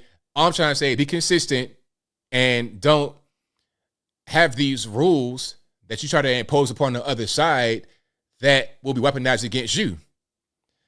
And that's all I'm saying. That's why, I don't know, politics, it gets weird. It really does. But let me see if I can find that clip right quick of Sunny hosting. All right. And if you like what you're hearing so far, please give the video a thumbs up. Like the video, share the video, do all of that good stuff. That'll help me out tremendously. Vika says, I've lived in the Middle East. They don't like non-Muslims, period. Is that talking about the Israelis? Like, who is it about? All right, let me see. Yeah, I'm reading some of the comments. I mean, look, like I said, if you think that you should ban certain groups from speaking, now you're getting into a dangerous territory because that same principle is going to be used against you as well. Let's check it out. Hold on. This is the clip. Go ahead, Sonny, you want to say something? All right. RP headphone users. I know that was a loud noise right there. But here's Sunny hosting comparing Proud Boys to Hamas. And this kind of ideology is why a lot of guys are in the federal penitentiary with no bill or anything like that from January 6th, because a lot of the guys who were in jail were not even in the Proud Boys. A lot of the guys who were in jail didn't even do anything wrong. Not really. What, trespassing? Does trespassing amount to a 3-year jail or prison sentence with no actual due process. And it wasn't even trespassing if you're allowed into the Capitol freely. But see, when you are told that this group is terrorists and they want to hurt America, they want to kill America, that's when they get really heavy-handed on people. This is what I'm talking about. So let's watch this right quick. This is Sunny Hostin talking about Proud Boys being the equivalent to Hamas. Go ahead, Sunny, you want to say something? No, I look at this from a legal perspective, and I think that we all know that Hamas has been designated a terror organization, just like many other terror organizations have had this designation, like the Proud Boys here in the United States. See what I'm saying? See what I'm saying? So again, if people say that the pro-Palestine protest should be banned because they support terrorism, then that same thing will be used against you. You are a Trump supporter. You're a conservative. That means you're a Proud Boy. That means you're a Nazi. So you're a terrorist. We're going to ban you too. That's why it's very important to have freedom of speech, freedom to assemble peaceably. If you don't have that, you're done. You're finished. That's why it's the First Amendment. And right behind that, 2A, right to bear arms. You got to be able to express yourself, to redress your grievances, to protest peacefully. And if you're being infringed upon, you're being attacked, and you got to enforce some stuff, now it's time for the pistol play. As simple as that. All right. But if you like what you're hearing so far, please give the video a thumbs up. Like the video, share the video, do all that good stuff. That'll help me out tremendously. Now, we're going to get to a little bit of a darker topic here. Did you guys see the whole thing with the Philly LGBT activist? Now, right when I saw the story, I already knew what it was. And it's going to be a dark thing. So I'm going to lighten it a little bit. So please pardon me. You know, I'm not trying to be rude or insensitive, but I don't want it to be so dark. Now, the Philly LGBT activist, this guy, 39 years old, Brian Kruger, he gets deleted by 19-year-old Robert Davis. Now, this guy Kruger met Mr. Davis in Philadelphia when Kruger was when Kruger was 35 and Davis was 15. Now, Kruger is gay, HIV positive, LGBT activist, journalist. Why would this white man befriend this 15-year-old boy? You tell me, what's going on? Why are they crossing paths? I've been a 15-year-old black boy before. Why would I be hanging out with this man? For what? Why? And here's a different question. Why would, let's just say, Kruger, the white guy, 35 years old, and befriends a 15-year-old girl? Why would that happen? If you see a 35-year-old man hanging out with some girl in high school, you are going to call the police. What's going on here? Is that your daughter, sir? That's your niece, your cousin? Who is that going to your house, hanging out, talking about he was trying to help the young man through life, huh? Imagine, listen, if you heard of a 35-year-old man, single, no kids, heterosexual, trying to help some 15-year-old girl through life, you would say he's pimping and pandering. Yes, you would. Oh, yeah. Police, ring. Get this guy right now. He is trafficking this young girl. You would think that. There's no way for you. There's no reason for some 35-year-old man to befriend some 15-year-old girl. And the same thing, the same exact rule applies here because he's gay. It's no difference. He groomed that boy from 15 years old. So now, fast forward, it's 4 years later. My man over here, 19 years old. He is 39 years old. Now, allegedly, Mr. Davis, 19 years old, goes to Kruger's home, shoots him 7 times, deletes him right in his house. Now, they didn't say it was a robbery. They didn't say it was anything, carjacking, Nothing like that. All they said was they were acquaintances and he was trying to help him. When I saw the story, a mentor, please. Listen, if a 35-year-old male befriends a 15-year-old girl, anybody going to say, oh, he's a mentor? Man, come on. Cut it out. Listen, when I saw the story, at first it was on Twitter, like, you know, black on white hostility, Philly violence, because this guy, Kruger, the white guy, he was the kind of guy that would say, oh, there's no problem with violence in Philly, all this and that and the third. Or he would say, he would say that there is a problem, but you're more likely to die of COVID than the gunshots. Dumb stuff. Dumb liberal. So when he got deleted, it was kind of I told you, you did. It was like that, right? But when the details came out, I was like, wait a minute. I see something different. I don't see the black and white hostility, and I don't see just Philly crime happening to him. I see they had an intimate connection, and it went wrong.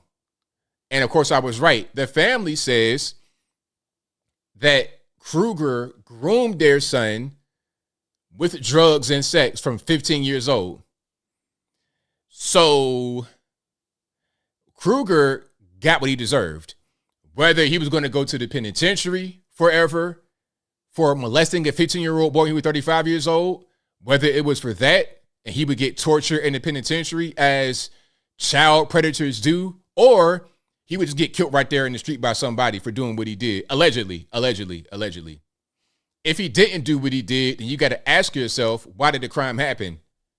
And to say a little bit more before we get to a video of the initial crime, Kruger, the white guy, had a history of homelessness, of drug abuse, of sex work, and HIV positive.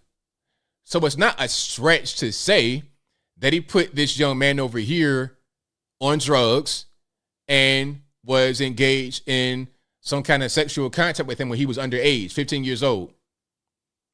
So, of course, if you got a troubled youth on drugs, being groomed by this man, of course it can go the wrong way. And it did. It went the wrong way. So, yeah, I mean, actions have consequences. But again, right when I saw it, I knew it. Instantly, I knew it because I've seen it before. I already knew what it was. I didn't want to say anything right away because I didn't have any kind of family statement. All I had was my intuition. But the family came out and said that their son was being groomed by this man. Now, some are going to say, well, why was the son allowed to do that? Where were the parents? You know, you probably in the hood, ain't no dad around. And sometimes kids, they do this. You know, you got kids that's 15 years old, they get in gangs and start shooting and killing and thugging and drugging. A lot of the gang members are 15 years old. That's like the average age of a gang member. These would be the guys that carjack you, kidnap you, kill you. Young boys, 14, 15 years old. In Virginia, you could be tried as an adult at age 14. Say that one more time. You could be tried as an adult at age 14. So they already know what time it is with these young boys out here committing crime. So you can easily get lost in this world when you're from a certain environment and there's no really strong family structure. That's probably what happened. Then you get the drugs involved. Then you might have some kind of confusion. It could have been an earlier molestation. You got somebody that's a prime target for a child molester.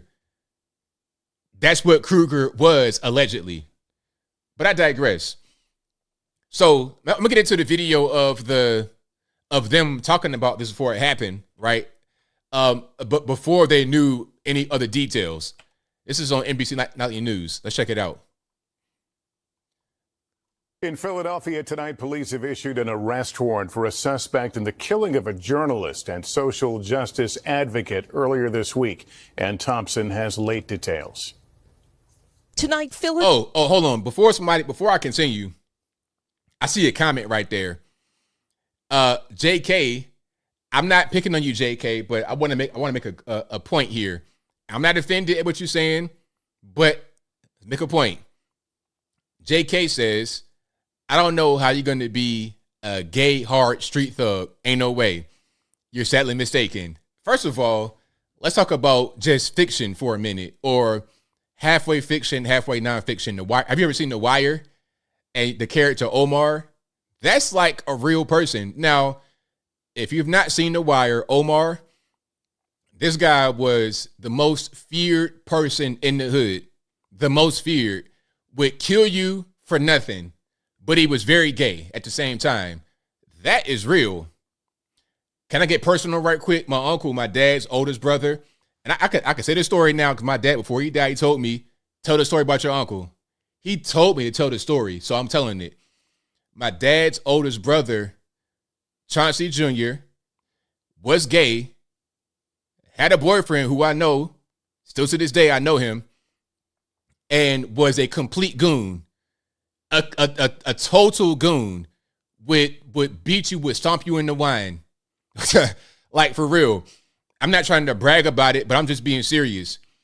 He was really in the street life. Would go to jail all the time. He was selling drugs, violent, do all of that. Okay, he died when I was a little boy. We don't know if it was HIV because he was in the gay lifestyle, or he was also on drugs, IV drugs.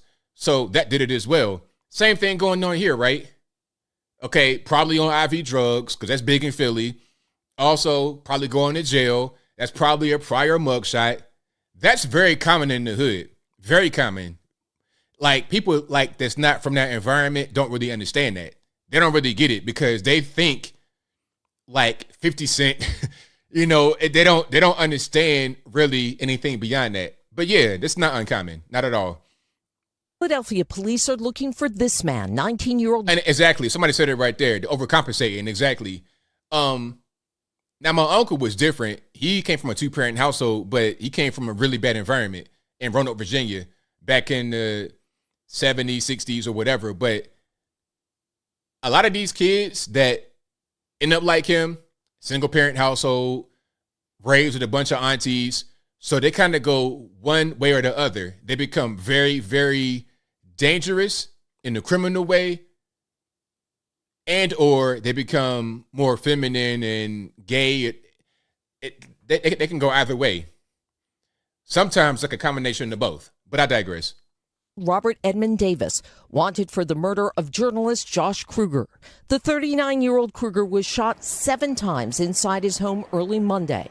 Police say the two men knew each other. We believe that Mr. Kruger was trying to help Mr. Davis, and they were acquaintances. He was just trying to help him just get through life. When I heard that, I'm like, really? Really, my man? For real? Is that what he was trying to do? Just trying to help him? Okay. And again, if you saw some 35-year-old heterosexual male trying to help some 15-year-old girl get through life, you can be like, for real? Is that what you're doing? Word? Okay. Kruger's friend Kendall Stevens shaken by the blood on his front steps. We're not going to let this fly. We're going to find out who did this to him. He was killed in cold blood. Among the evidence authorities say, Davis caught on camera in the area of Kruger's home. We have video of the incident prior to the murder. But police declined to specify what that is. In columns published in a variety of Philadelphia outlets. Now, somebody said the journalist was openly gay. He was not trying to hide it at all. He wrote about being gay. And look, here's a headline from one of his articles. His article reads, the headline, one of them at least, I'm HIV positive and I have no interest in news about HIV cures. He said that in the article. His name, his tag, Josh Kruger. He said that. So this guy was openly gay. But the problem is, when you're talking about people that are like child abusers, groomers, they get a child, a young person, and they do things. They're very manipulative. They groom them. This is what I'm talking about. This is why drag queen story time, all that is bad, because what you're doing is you're conditioning the child's mind to think and react to a certain kind of way. When they put these books in the library with pornography in it and they give it to children, they're trying to show them things to make them think a certain kind of way. That's what abusers do. This is why it's a really big issue with conservatives, because we already know what's happening. Now, some on the left don't understand what's happening, and or they want to condone it because they have their own nefarious ulterior motives.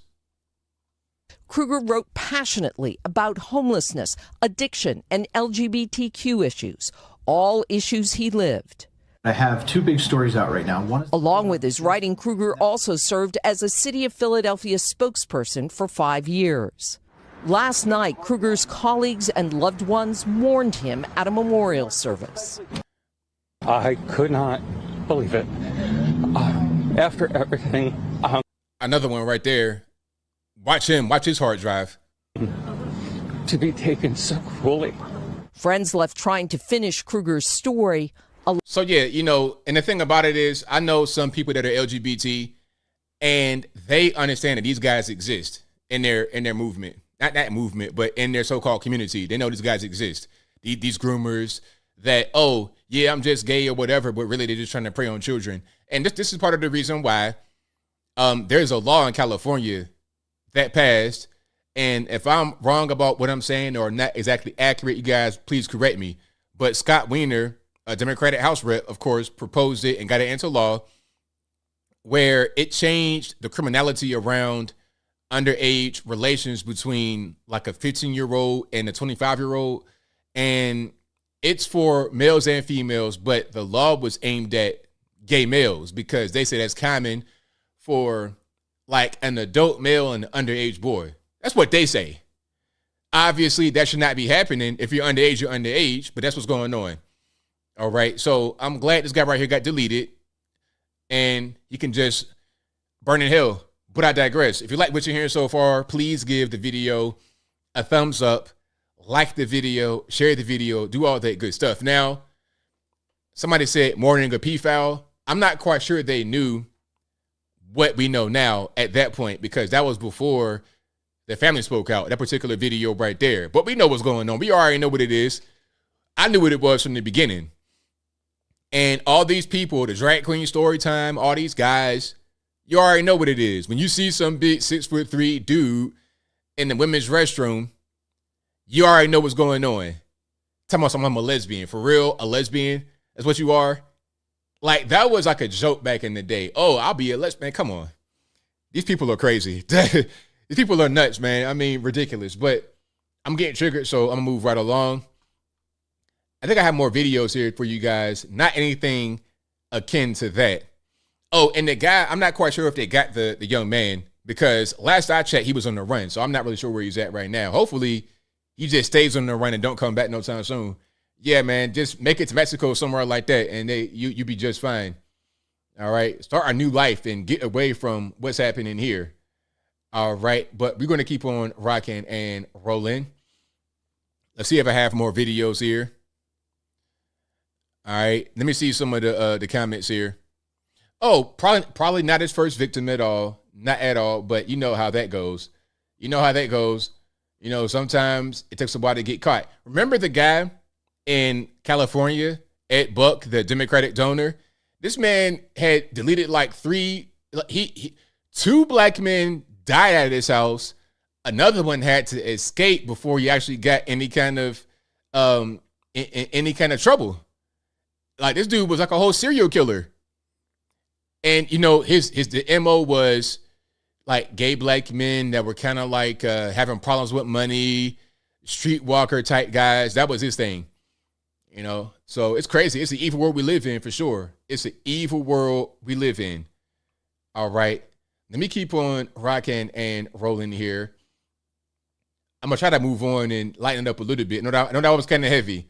I know it was a tad bit heavy, but let me just keep on moving.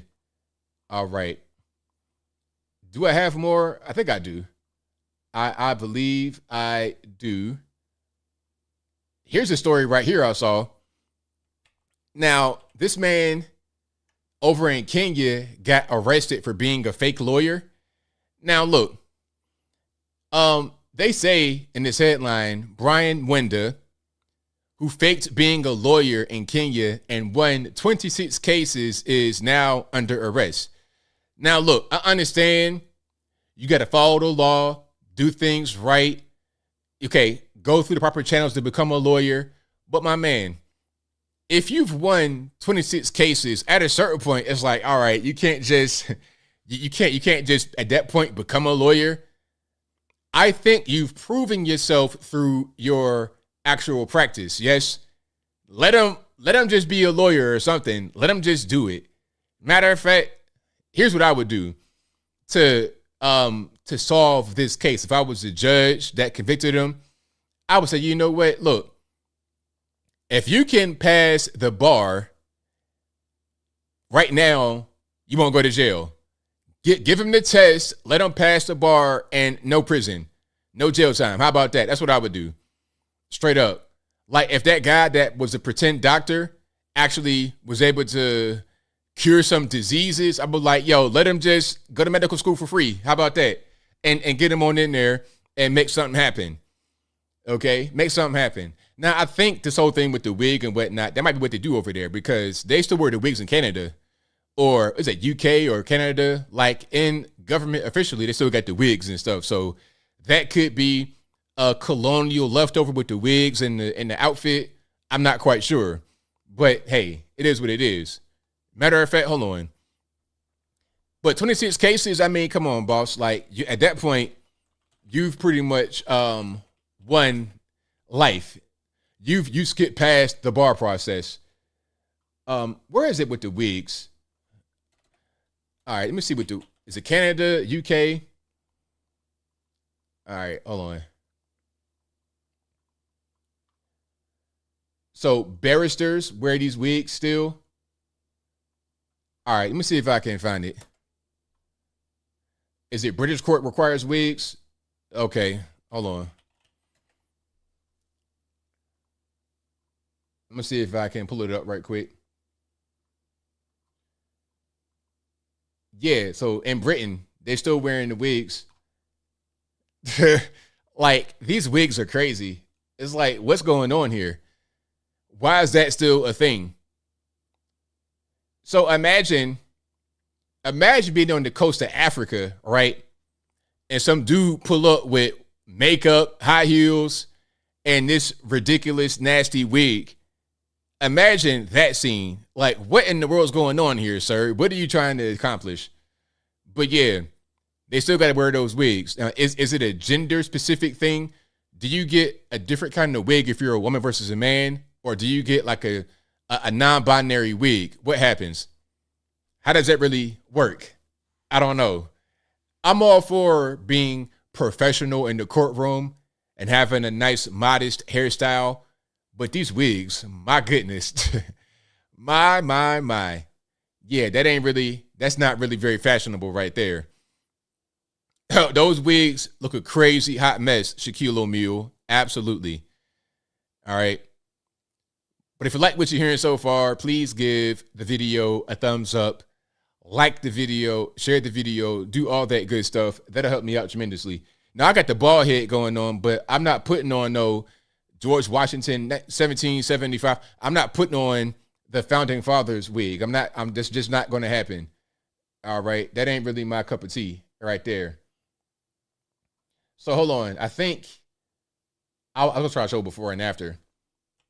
Here's another wig of a barrister. Look at this. Look at that. Like, how was that even a hairstyle that somebody had without the wig? Imagine going to the barbershop and be like, hey man, what do you want? Let me get a high top with some small bangs in the front, and let me get the sides all the way down and one piece on both sides and split down the back. Let me get that.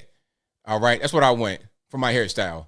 And no beard, no mustache, no nothing. Just give me a clean face with this wig right here, and then I'm out the door. And I know I'm seeing the wig texture.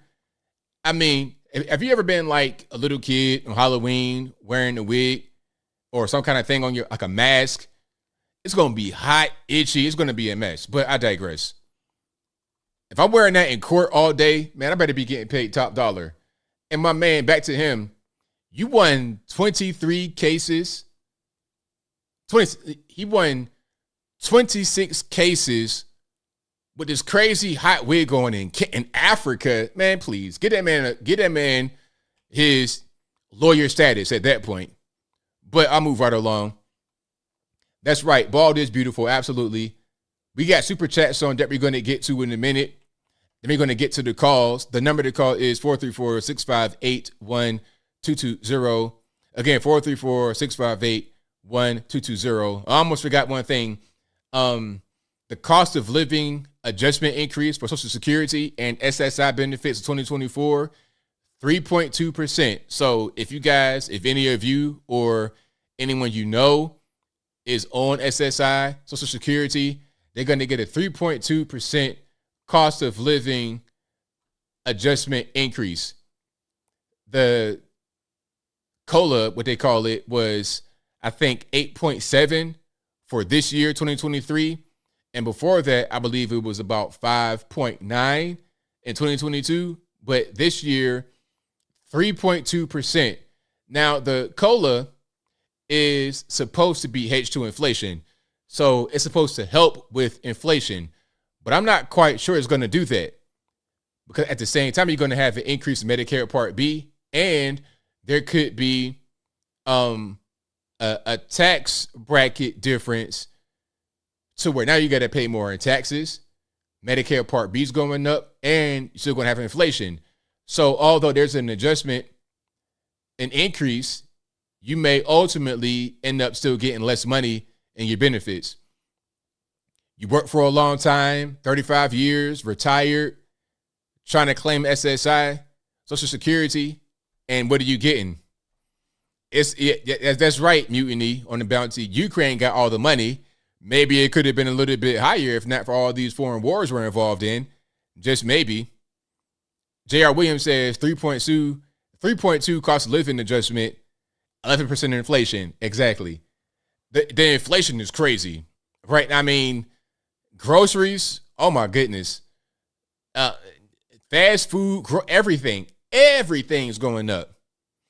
And we just keep printing and printing. Like we keep printing money.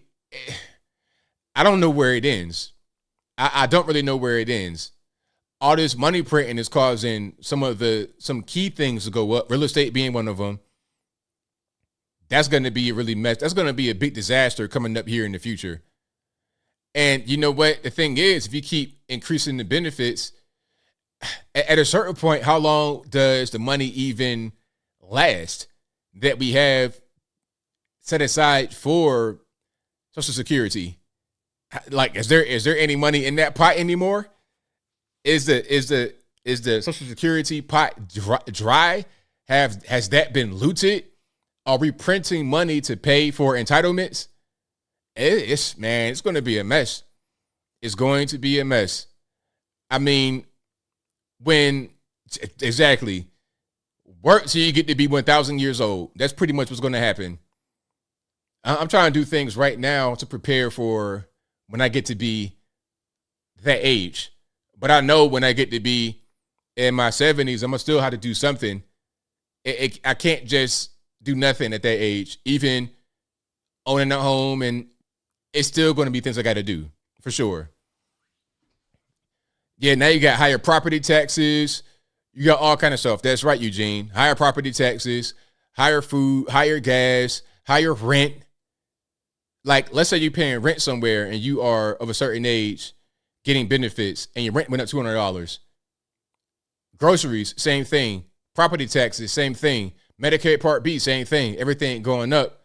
You get in a COLA adjustment, but it's not enough to meet the inflation. Evil world. All right. Let's keep on rocking and rolling here. We got super chats on deck. Then we're going to get to the calls. Again, the number to call, 434-658-1220. Thank you to Lothair, who says, the Proud Boys are not a terrorist group. They are just a group of full of men who have the mentality of Al Bundy from Married with Children. Thank you to Voitech, who says, reckon, quote-unquote, mentor might just be a euphemism for sugar daddy around those circles. Exactly. Correct. Facts. Voitech again says he was already burning in HE double hockey sticks before he got deleted. There you go. Thank you to Monique Price for the thumbs up emoji. I appreciate you for that one. Shout out to Not Provided, who says, I have a mother who said that what Mary Kay Letourneau did was not abuse. She later tried to deny she said it. If you don't know who Mary Kay Letourneau is, look up her name. Mary Kay Letourneau is notorious in Washington State, where I live. I tried to post this comment on your video about the new Florida laws, but YouTube kept censoring it. I wonder why. I spread the word. Thank you to We Grow Fire for becoming a member. Thank you to Fafa Fohai 2. I know I turned up, man. I'm sorry. Boss for the super chat. I appreciate you, boss. Thank you to Lothair, who says, if you're going to Jupiter, I'm coming with. Thank you to Michael Critchlow, who says, Dave Portnoy was showing off his 1 million YouTube subscribers plaque. Have you gotten yours yet?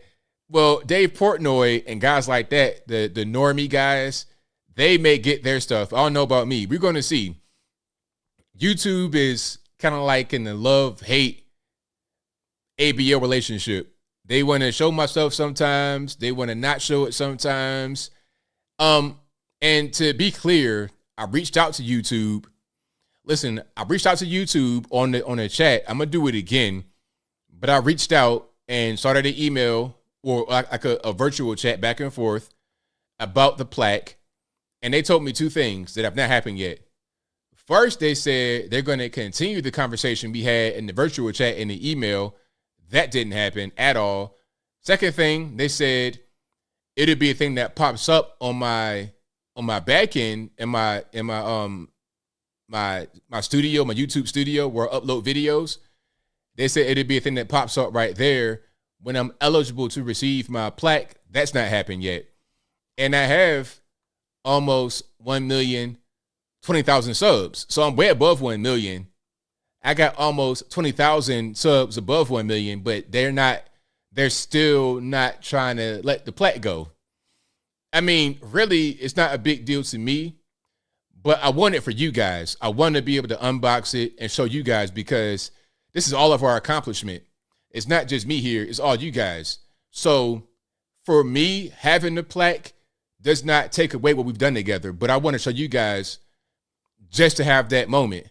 So if I get it, I get it. If I don't, I don't, but I'm not holding my breath. Hopefully we get it, but at this point, man, I can't tell what they're going to do.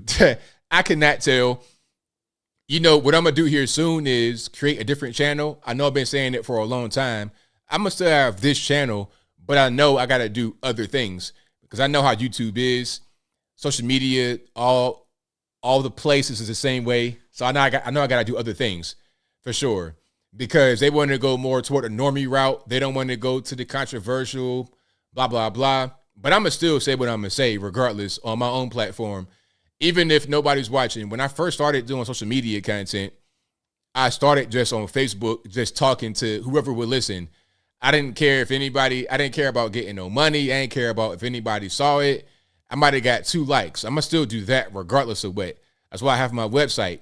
I don't make any money on the website at all, and I pay a lot of money for that website every month. But I want to have a place where you guys can get all the information that is necessary without censorship, without anyone getting in the way, period. All right. So the website is going to be there regardless of what's going on. That's right, Jose. Uncle ABL is definitely coming at you. All I got to do is find some time. And I think I've been able to create some time here lately. So that's my objective is Uncle ABL. That's my next channel. All righty. So thank y'all for being here. I appreciate y'all. But again, it is a big deal for us as a channel, all of us together as a channel, because without y'all, there is no me. So this is an accomplishment for all of us, not just me. Thank you to Miguel D. Mendonça, and I'm tearing your name up and I'm sorry, who says, be very wary of illegal migrants. I'm from South Africa, and Johannesburg is just filled with people from other countries such as Zimbabwe and Nigeria.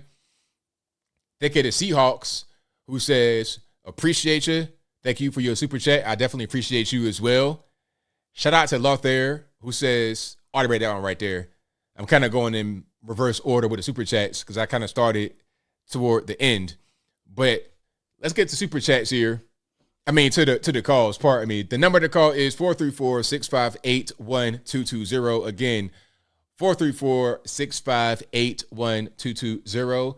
There's also an email in the description If you want to call in through Skype and be right here, bottom left-hand corner of the screen.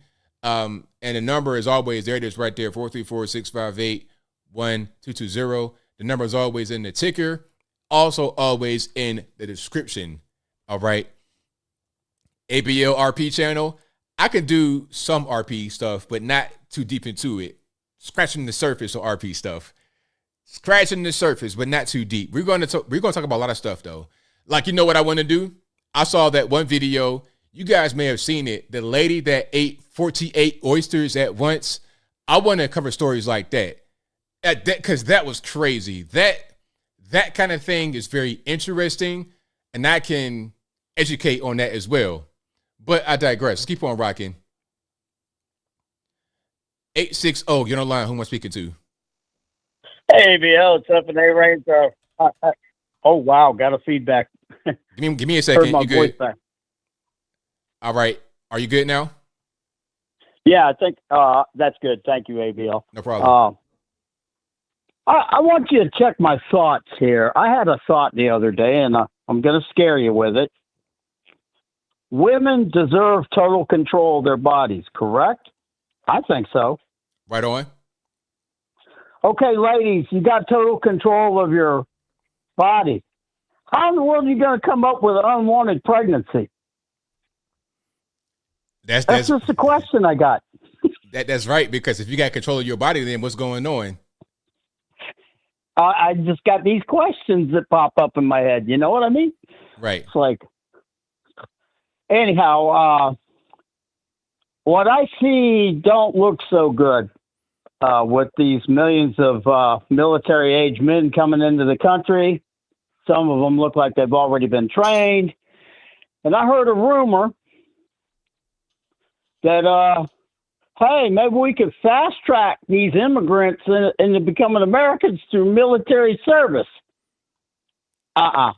No. You got people that are not bonded by blood to the land. They're not bonded by blood to the culture.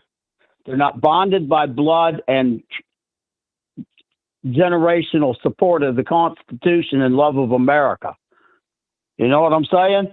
Uh-huh. These troops, that's what they want. They want soldiers that are not going to swear an oath to the Constitution of the United States, like when they surrounded the White House, when Biden first took presidency. They swore an oath to mission. I never heard of that before in my life. I come from a military family, and this is not looking good, ABL. I got involved in the internet and all that just because I wanted to play video games and post up me stomping on people, Call of Duty and World of Warships, stuff like that. Right. But I never wanted to get into politics, and I hate these people for making me have to get into it. But that's all I got for you all tonight, ABL. God bless you. Great show. I'm not touching anything else. If you guys want to have Palestine war, go have that over in the Middle East. If you guys want to go fight in Ukraine, jump on a plane, go fight in Ukraine. Leave me out of it. Leave America out of it. We got enough of our own problems we need to solve. That's all I got for you, brother. Thank you. Great show. Thank you very much for being there. Thank you for the call, man. Definitely appreciate you. Bye. All right. Great call from my man. Shout out to him. And I'm seeing some of the comments about oysters. I like oysters, but look, 48, and they were like pretty sizable oysters. When I was in Virginia recently, I had 3 oysters because they came in orders of 3. I had 3 oysters. It was cool. It was good. Raw oysters, of course. And then I had an entree. It was like a crab cake, and it might have been like some kind of salad with it, like some kind of slaw salad. And thank you to your super chat, Angel Rivera says, hey, ABL, shout out to you, boss.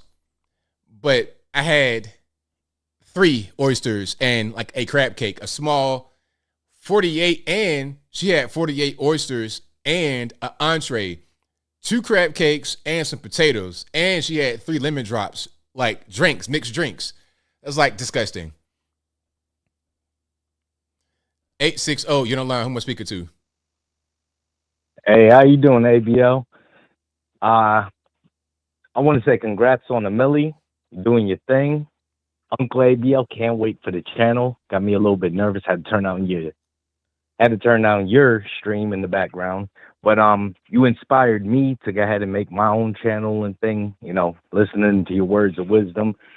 And I'm not gonna give no plug or nothing, but congrats on the millie. Keep up the great work. Can't wait for the second channel and to see you venture out and all. And yeah, God bless. Thank you for your call, man. I appreciate you. No doubt. All right, shout out to the caller. Yeah, now, so I got to do it now, right? I got to go ahead and stop talking about it and be about it. 425, hit online. Who am I speaking to? Hello. Hello, can you hear me? Hello, yeah. Hi. ABL, hi. Hello, how are you? Hi. Do you know like a lot of white men they're having? All right. Like no, I'm good. I felt a little bit of trolley energy coming on, so, and you know what? I could have been wrong, but I'm good. 859, you're on the line. Who am I speaking to? ABL, what's up, bud? It's all good, man. What's happening? I'm enjoying the show, man. I'm walking to the other side of the parking lot to the other, right next door to my other job. So, the other day I fell off my bike and not in the best moods, but I'm enjoying the show and I'm enjoying it. I mean, I can't be long. I have to go into my other job. So I'm just giving you a shout out, man. Much love. Thank you for the call, man. Appreciate you. Hey, no problem, man. Hey, let me know about Uncle ABL's new channel, man. I'm looking forward to it. Right on, man. Appreciate you. Talk to you later, man. Bye. All right. Shout out to my man for the call. Yeah, the other caller, I don't know, man. It started to get a little bit trolly. I'm like, man, I'm getting nervous. When I get calls like that, sometimes I have my finger right on the trigger. It's like, man, nope, let's go ahead and put a pause on that immediately. I don't got no time. Let's keep on rolling. Let's go 918. You're on the line. Who am I speaking to? Hey, what's up, ABL? It's you guys, JB Scott from Oklahoma. How you doing, buddy? It's all good, man. What's happening? Hey, no, man. I'm enjoying this nice climate change. It's getting colder here, you know. Yeah, the climate change called seasons, right? Yeah. It's getting pretty cool here. It's like in the 50s right now. Mm-hmm. So I don't know what's going on. Better get John Kerry out of here. But anyway, man, you're thinking about creating a new channel, a second channel? Yeah, I've been thinking about it for a long time because I know how YouTube is, and I'm going to talk about other things as well. So that I think I'm going to do pretty soon. All right. Well, let me give you an idea. I got a great idea for your new channel, dude. All right. You got to call it, what will Joe Biden screw up next? Seriously, since he's been president, what has happened? The border, the crime, the wars in the Middle East and Eastern Europe, the inflation. I mean, what's going to come next? I don't know, dude. Like, I keep trying to think, and every week something new comes up, and it's not good for America. Right on. Absolutely. Yeah. All right. Well, I mean, that's all I got to say, man. I mean, there's plenty of material there to work with, with Joe, and him following up the steps again on. I don't even know, dude. It's bad. Yeah. All right. Well, have a good night, man. Great show as always, and yeah, there you go, dude. Thanks for the call, man. Appreciate you. All right, later, man. All right. Shout out to my man for the call. Most certainly appreciate him. Shout out to you guys. You guys are the best audience anywhere on these interwebs. Just keep on rocking and rolling. All right, Scott Carla, who am I speaking to? Oh, ABL, it's Danny. How's it going, mate? It's all good, man. What's going on? Yeah, everything's good. Thanks for taking my call. Appreciate it, mate. Appreciate it. No problem. Yeah, just quickly talk about the what's that guy, the GOP guy who's wearing the IDF uniform? Brian Mast. Yeah, and I agree with you 100% on this, man. Like I understand people want to, voice their support and show their support and whatnot, blah blah. I get it. You know what I mean? We all have sides we sort of fall on, and we want to voice our support, right? But if it was me, like if I know sometimes you say if you could, was it rule by fiat? Does that mean if you could be king, basically? Yeah, if I could be king and just do whatever I want to do. Yeah, so if I could rule by fiat, it would. I basically would. The only flags you could have in the Congress or any sort of government building, it would just simply be the US flag, and that is it. Like I'm sick of seeing loads of flags everywhere. This flag that represents this, that, and everyone has their flags and everyone argues about it. And it's just, this is the US government. This is the United States of America. We're only going to have US flags in it, and that is it. Now you could all, whatever topic there is about another country, or you could all have like ally, you have allies and you show support and you voice your, but there's only the US flag in the Congress and that's it. I mean, isn't that just that's just simple, right? It's very simple. That's the way it should be. And I don't see why that's such a thing that needs to be said. It should be pretty obvious. I mean, you're the US government. Your job is to do things for the US, not to represent other countries and to show any kind of allegiance to them. It's about us. We can have friends, we can have allies, great. But this is the US government. It's very simple. Yeah, I'm just sick of people doing too much. Yeah. Like I'm just sick of people I'm just really sick to death now of people always talking about other countries and fixing their problems and getting involved and sending them trillions and billions and infinite amount of money when, again, UK just has just as much problems as it does in the US. We have our own stuff to deal with that we're trying to sort out. But again, we're getting involved with other people's business as usual. And I'm just sick of it. I'm just sick of the whole. I'm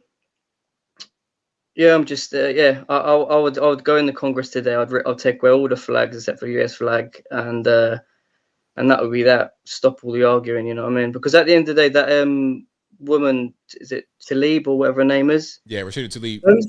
Those flags she had outside. Does she have the US flag in that row of all the flags or not? Or I think there was one US flag in there. I didn't necessarily see a pure stars and stripes, but yeah, I think there was at least one or two US flags in there. But the more prominent ones that were standing alone was the LGBT and also the Palestinian flag. Right. Okay. Yeah, because I didn't see it, and I just thought it was a bit disrespectful. Like, I mean, but yeah, leading on to the whole David Rubin. Like, I'm torn on that one though, ABL. Like, I know it's sort of free speech, but these pro-Palestinian, protesters, because they've been happening here in London and I guess all over the world. Palestinians going on the street and causing a bit of a ruckus and.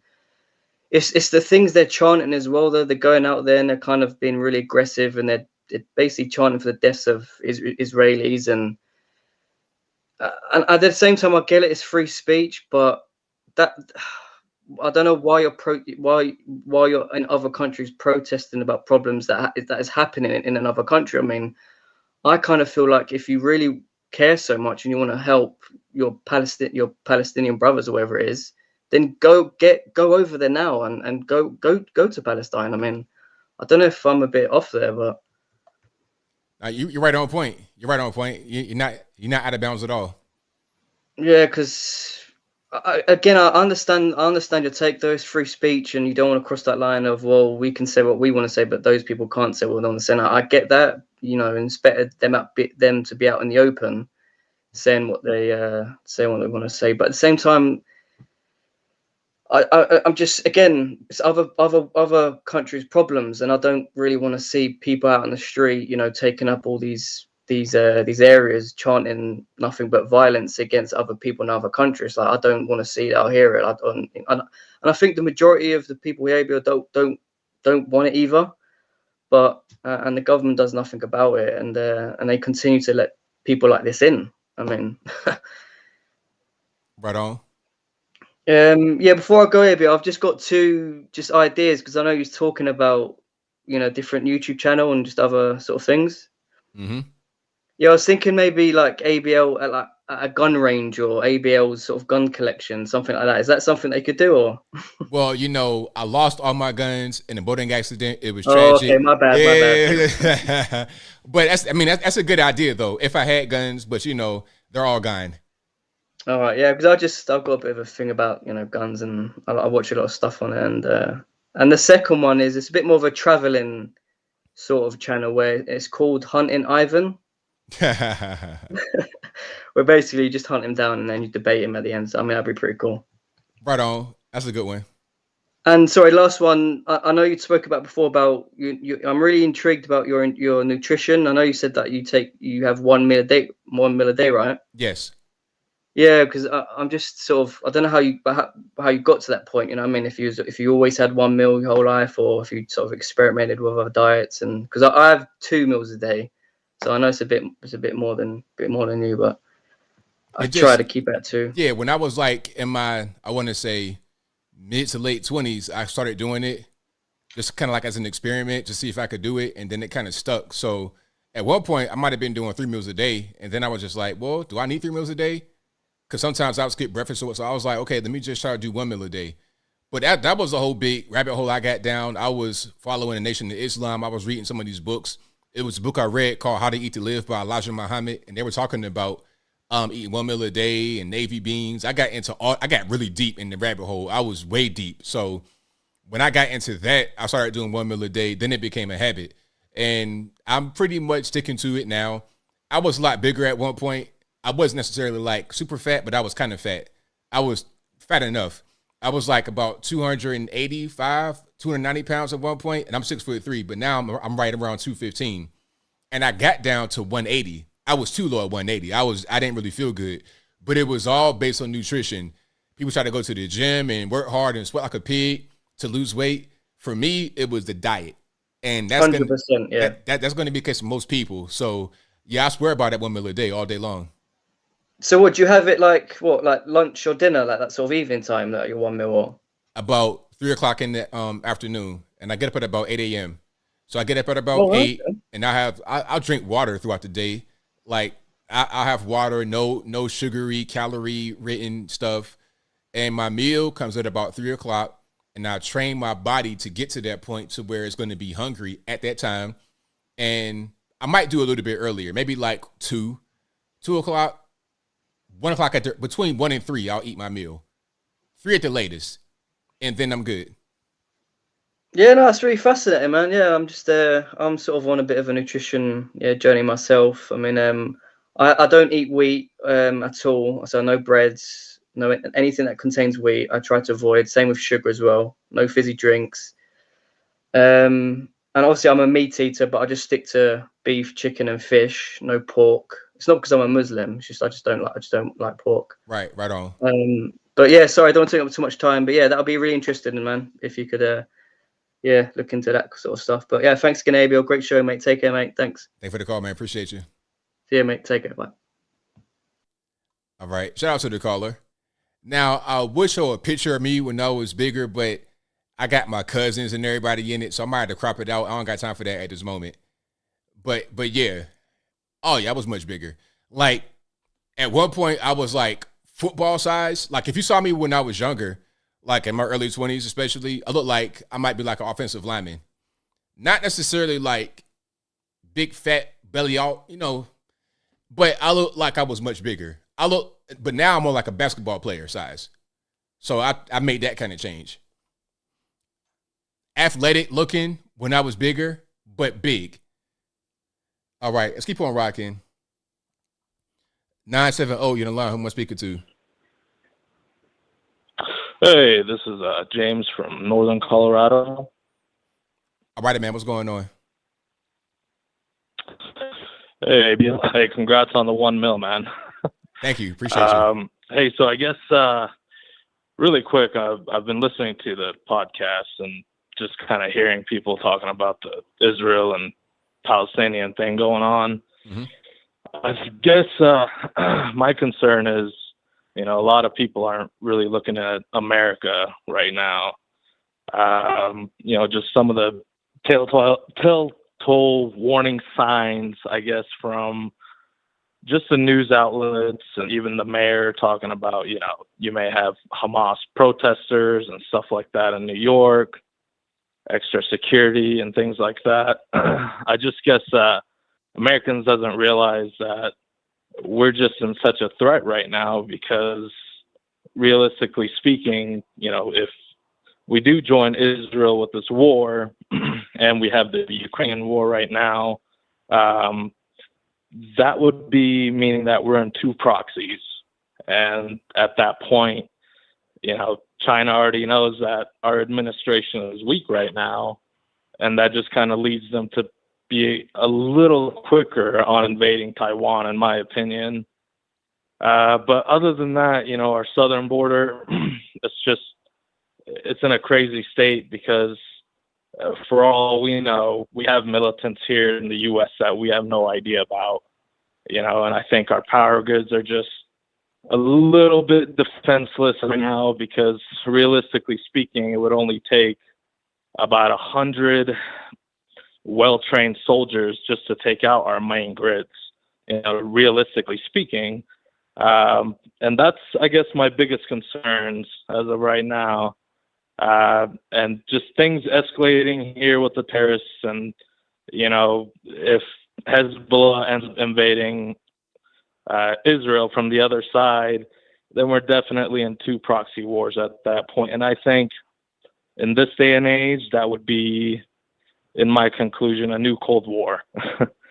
I don't know how that is right now because our economy is kind of in a downfall. And us just pumping more and more money right now into the war machine is definitely going to get us to a point where we may get into a bigger conflict. Anyway, I liked hearing about the show, man. You know, thanks for keeping up with everybody and stuff like that. But thanks for the call, and that's all I had to say. So, thanks for the call, man. Definitely appreciate you. Yeah. All right, shout out to the caller. Great call. And shout out to you guys for being here. The number to call is 434-658-1220. 504, you're online. Who am I speaking to? Hey, ABL. It's Alien Spaceship. All right, what's going on? All right. So I was wondering, did you see the eclipse today? I didn't, actually. Okay. And where I am, I'm a little bit more to the west. And with a welding mask, I was able to see it. And it got kind of dim. And so I saw a little piece of it, but people west of me would be able to see it more than I can. Oh, okay. Yeah. So, yeah, basically, good callers and good topics. And also another thing I want to point out is that with the immigrants that the Muslim ones in Europe, a lot of them have done knife crimes and different things like that. And they have done acts of terrorism and stuff like all over the place. And perhaps like I think the people, they may not want to take their freedom of speech. It's like they don't want to have some kind of a giant outbreak of terrorism and knife stabbings and stuff. That's what I think. And I think that because it's escalating and a lot of people are upset and it could lead to chaos like with the BLM stuff in America, in my opinion. Yeah, I mean, I think every nation has the right to allow immigration the way they want. You know, that's their business as their nation.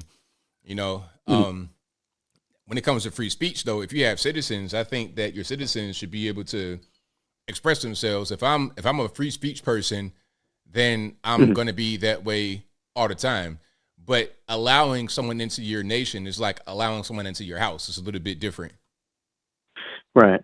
And yeah, because I do think that, you know, people reap what they sow in countries, including ours, because as the other callers have emphasized, our country has issues that need to be taken care of, that a lot of the people, you know, that they're sending in, you know, if they're good or bad, you know, that's on them. And I do believe in freedom of speech. And I also believe that people should have it, and that if somebody has some idea or something they're trying to convey that is trying to take away other people's freedom of speech, that shouldn't be allowed either. And if somebody's trying to use and manipulate the gift of freedom of speech for violence and terrorism. It shouldn't be allowed. But of course, people should express themselves and be able to protest peacefully. And I wish more Americans would appreciate the privilege we have for that and not abuse it like some of the people did during the riots in 2020. Right, absolutely. When you have a protest that becomes a riot, now we're crossing boundaries because that is not protected. A riot is not speech. A riot is riots. Now we're getting into action. Right. Now we're getting into violating others' rights because you don't have the right to just burn down someone's house. You don't have the right to attack someone. We're getting into a whole different thing at that point. So that's where I would cut it off. And I said the same thing during Black Lives Matter. I'm like, look, I have no problem. I spoke to a Black Lives Matter guy on the podcast years ago here in Chattanooga. And I'm like, look, I have no problem with what you're doing, man. It's all good. But when you get to the riots is when I got an issue. And he agreed with me. Right. So I think a lot of normies understand that right. But a lot of other people, a lot of paid people, agent provocateurs, they are there just to wreak havoc and sow chaos. That's the problem. Exactly, ABL. I totally agree. And also another thing is that, there's many Muslims that are not going to do some terrorist attack or something. Many of them don't. And then, they're all kind of lumped together. So I do think it's important, people to know that they're not all like that. But of course, there are some that are like that. And then it's like, I believe all countries should be careful on who they let in, and they need to do it properly. Like in the border, a concerning situation is that all the people that came in, that, those people could be terrorists possibly. Right. Absolutely. Right. And also from things that I was researching is that Hamas has a lot of their rocket targets, their rockets and stuff in civilian areas. And I think that's really inconsiderate of them. And I remember when I was a kid watching the news about Al-Qaeda and different things that I saw kids with these AK-47s and stuff. And I remember there were stories of the Vietnam War of them using children soldiers. And, none of us want to see children hurt. And I think that, it's really, heartless for these people to use children in these battles and stuff. Oh, yeah, definitely. There's absolutely some terrible tactics happening in this conflict. Right. And also, I think that, the Israel-Ukraine thing, I don't know completely why we do get involved with a lot of conflicts. Trump kept us, the whole world was peaceful, literally. And now what another caller mentioned is that Taiwan, China could try to invade Taiwan, and we could have, conflicts all over the world. So I do think that it's definitely escalating, and I do want to research exactly, what's going on here. Yeah, definitely. I think the other caller was talking about how we're involved in these two proxy wars, and that'll make it easier for China to go and invade Taiwan because we have our resources dedicated to these other issues. It'd be harder for us to dedicate resources to South China Sea. So that's going to be a problem. Exactly. And you're also speaking earlier about inflation, how everything's getting so expensive, and then it's going to get even worse and worse. And it's crashing the country down, and they're literally destroying everything everywhere. Yeah, it really is. It's a problem. All right. Okay, ABL, that's all I have to say for this call. Thank you for taking my call. Thank you for the call, man. Definitely appreciate you. Okay, bye. All right, shout out to the caller, and shout out to you guys as well. You guys are the best audience anywhere on the internet. Let's keep on rocking and rolling. 508, you're on the line. Who am I speaking to? Hey, this is John. How you doing? It's all good, man. What's happening? Hey, I just want to call in. I don't know if you talked about the truck up at Harvard with people's names on it. They were driving around by the college. I've not heard about it. The people at Harvard College that signed the letter saying Hamas was right doing what they were doing. Yeah, I think I did hear about that, yes. Well, somebody got a truck, put their pictures on it with their names on it, drove it around the school, and said, these are the people that support Hamas and, in the neighborhood, whatever. And it's funny, they're all having a problem with it now. And I'm like, well, if you were proud enough to sign the letter, yes, let everybody know how you feel. Yeah, that's kind of rough because somebody could see that and they could say that that person is inciting violence against them because you're putting their their names on the vehicle, like, hey, get them. That'd be the argument. Yeah. Well, they signed the letter. They put themselves out there, if you ask me. Okay. I don't know. I just thought it was interesting. Yes, that's definitely interesting for sure. And I just want to say one more thing too. It's like it's okay to not have an opinion on some things. Like you can think both people are wrong and not have to pick a side. Absolutely right. That's definitely an option. I think should be taken more often. Kids over there. Right. Little kids on both sides are getting hurt. Right on. Well, ABL, I just want to congratulate you too on your 1 million. I think it's great. Well, thank you for your call, man, and your support. I definitely appreciate you. All right, buddy. Be good. All right, now. All right, shout out to the caller and shout out to you guys as well. The number to call, 434-658-1220. Again, 434-658-1220. You guys are the best audience anywhere on these interwebs. Yeah, I mean, the thing, I don't know. It's a crazy world out here. It really is. I'm reading some of you guys' comments now. Yeah, I mean, I've been saying the same thing for a while. We should stay out of a lot of these conflicts. People can have their opinion about who's right or who's wrong in this, but I think ultimately it's not necessarily our responsibility to get involved in everything.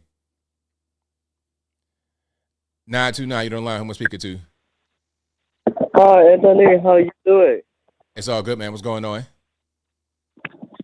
I mean, the you guys feel suspicious about the politics serving the U.S. right now. I mean, the fact that every single one of them, include the one who include the Republican, who are against funding the Ukraine, and then all of the sudden, all of them, they want to use our taxpayer money to fund the Kanye West country immediately. I mean, like, isn't that make you think that the deep state is controlled by the Kanye West country? What are you talking about? You said the Kanye West country? Yes. Okay, I think you kind of understand what that means. So basically, these people they don't want to fund the Ukraine thing, but they want to fund this other country that's now involved in the conflict in the Middle East, right? Yes, involved in the Middle East, the Kanye West country. Okay, I got you. Yeah, I mean, I think that we shouldn't be involved in any of this, and I think that one side of the aisle has their country they want to fund, and the other side has theirs. Mm-hmm. Well, you have to understand that the 9/11 code, the 911 code, it is caused by the Kanye West people. You know, it is like the Kanye West people they are dancing. They are dancing and cause the 911 codes. Not only that, also they worship liberty too. You know, it's like one of the Kanye West people who is the pilot. One of them get connived. It is the U.S. worship and asked the commander to stop shooting, but the commander respond that the Kanye West people have to shoot the worship liberty. Okay. Also, I mean, like, the Kanye West people, right? They send our U.S.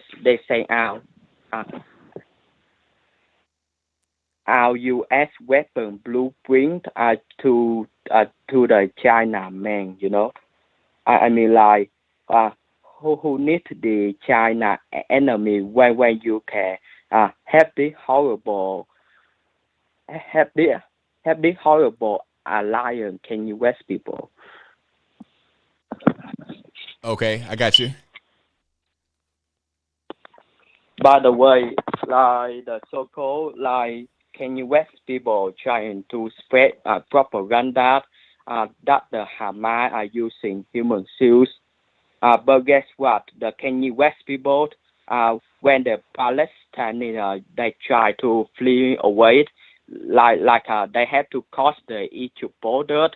The Kanye West people they bomb the border 2 times.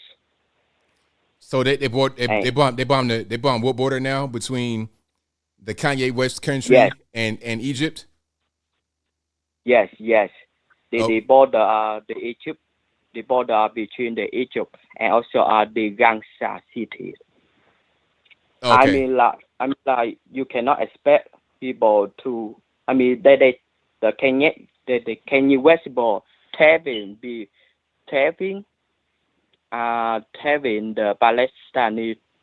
Palestinians had to flee within 24 hours, but the people who fled they got bombed by them, and the people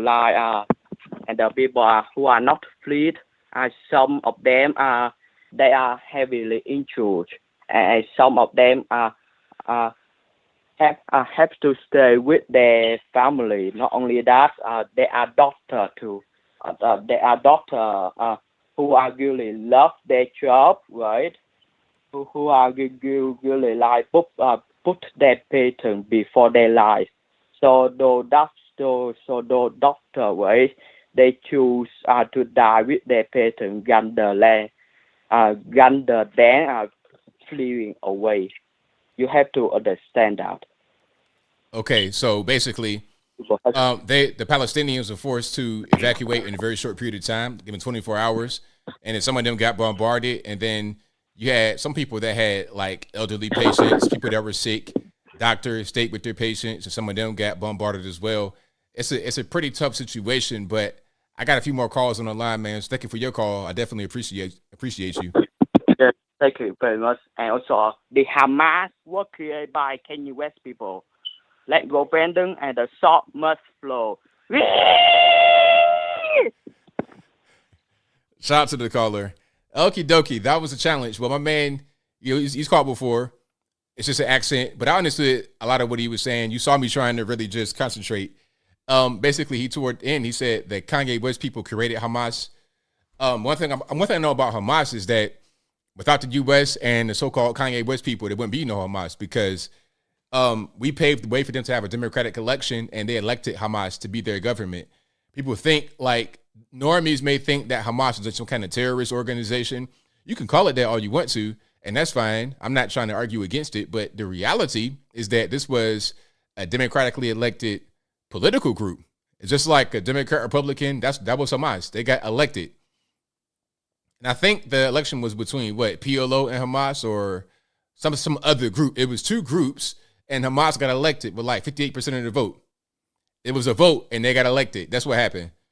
And the Kanye West people, and the U.S., they created them. Facts. And I think my man was saying it last week. I forget who it was. It might have been Matt. Shout out to you if it was you, saying that they wanted a more radical force in there because the radical force, it'd be seen as more acceptable to attack a radical force versus a more legitimate political group.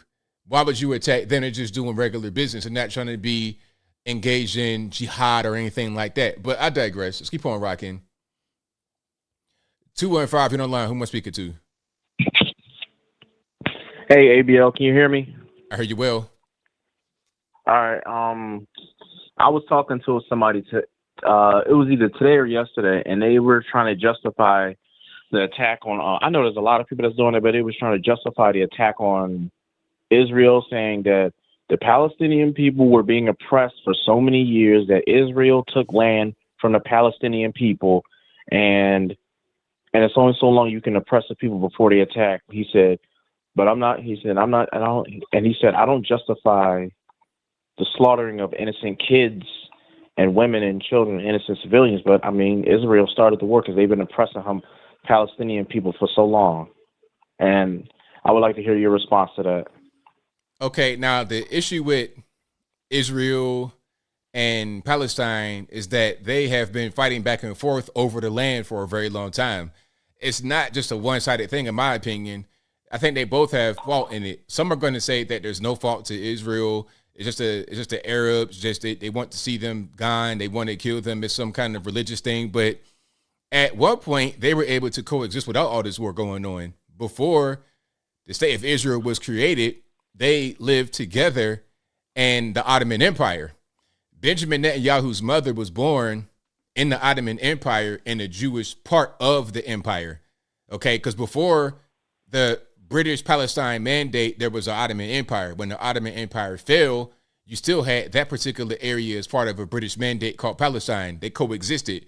But then when Israel came into the picture, that became a problem because they were able to take a lot of the land from the Arabs and put it under their control. And a lot of the other Arab places wanted to fight them. So the Arabs did not want a Jewish specific ruled land in their neck of the woods. Then you had Arabs that were already right there since Ottoman Empire and before. They did not want to have the land taken away.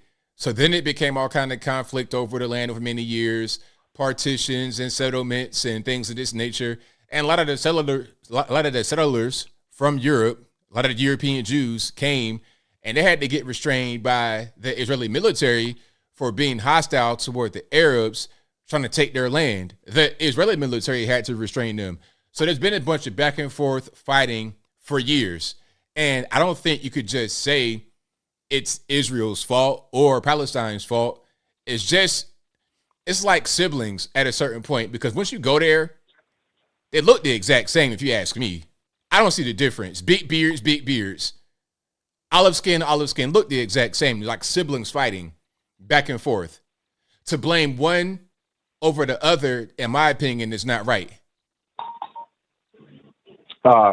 Yeah, that makes a lot of sense now that you clarify, because see, it's like I'm just looking at what happened today and what happened 2 years ago. You know, Hamas attacked Israel, sent rockets over to Israel. Israel's just responding either by going up and bombing Hamas back or trying to bomb all the buildings that have the weapons and stuff. And they were telling the Palestinian civilians to vacate the area because we're going to bomb that place. And a lot of cities are going to get destroyed. We're turning that place into a parking lot. So I didn't really disagree with him, but it was like what's going on now. It's like, I mean, Hamas literally they started a war.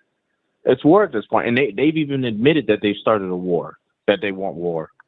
I mean, that can be said, but in my opinion, the war never stopped. It's been going on. There's always conflict. This is the latest conflict, but they've been fighting for years. Yeah. It's like nothing new. This is just the most recent one and probably the biggest one in a long time.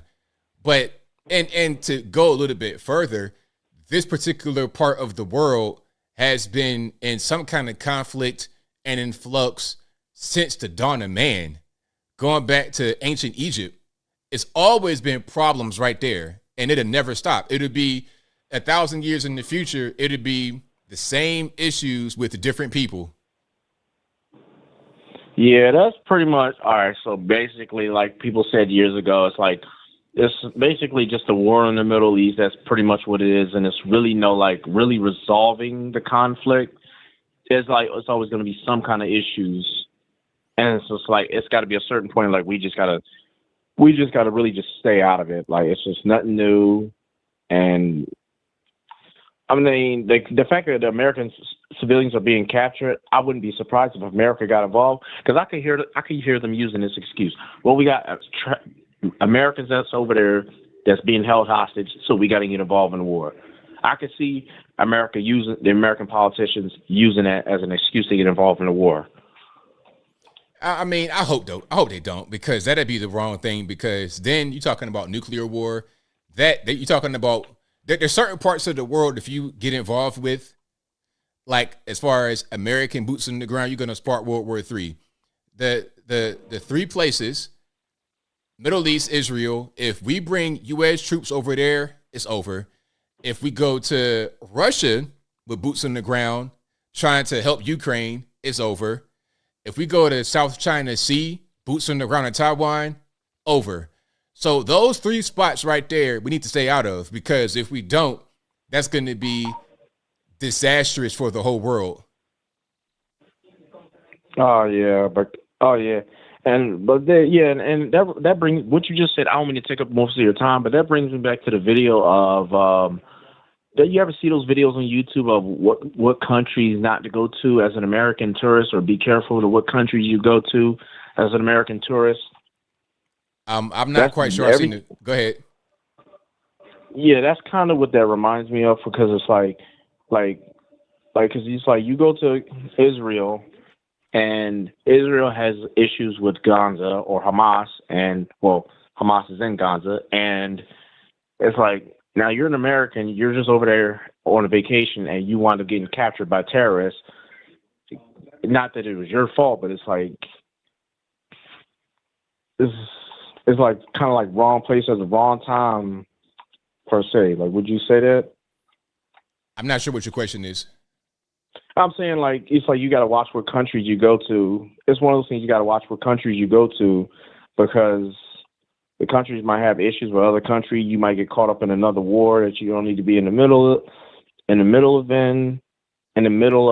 and it's like you wind up getting captured by terrorists because you're over there on vacation. Not saying it's your fault, but you're just over there on vacation, and the country winds up getting invaded by terrorists, and you're caught in the middle of a war, an active war, but you're just over there on vacation. You know what I'm saying? Yeah, there's certain countries you should avoid. And if you don't avoid them, you got to understand that there could be some conflict that jumps off at any point in time. So you got to be careful. Middle East, anywhere over there, you might feel safe in Dubai or somewhere like that. But some parts you have active conflicts happening, and you got to be careful, man. So thank you for your call. I definitely appreciate you. Thanks for taking my call. Thank you. Appreciate you. So shout out to the caller. I read the comment somebody said earlier, oh, you're an ex-Muslim. First of all, I was never Muslim. I followed Nation of Islam, but I was never Muslim. I never called myself a Muslim. I don't even really subscribe to religion, because what happens is people try to use that as a weapon against you rather than unifying. There's a lot of division and hatred that comes as a result of that. Now, I respect Christianity, but I don't like people trying to use that as a weapon to bludgeon me. I don't like that. I respect Christianity, and I was raised with those values. I went to church, read the Bible, did all that. So if there's anything I really connect to, it'll be Christianity. And if you know about Nation of Islam, there's a lot of Christianity mixed into the teachings. I was just educating myself and learning. I was not religious. I've not been involved with religion specifically since I've been a young person. So that's not really me to say, oh, you're for Palestine. I'm the kind of person that looks at things realistically. I don't have this bias toward one or the other. I'm not going to say Israel can do no wrong because they're Jewish, nor am I going to say that Palestine can do no wrong because they're Muslim. I don't look at things like that. I don't gangbang. I'm not into gang warfare. I don't have the gang mentality. I never wanted to be part of a pack. I was always a lone wolf since I've been a little kid. I would hang by myself. I don't do that. I'm a realistic person. What people can't tell me is that I'm lying. There's always been conflicts there. If you want to go back, we can go back Ottoman Empire. We can go back Rome. We can go back to all of that. Istanbul, Constantinople. We can go back to all these different things. Okay, we can go back talking about Christian.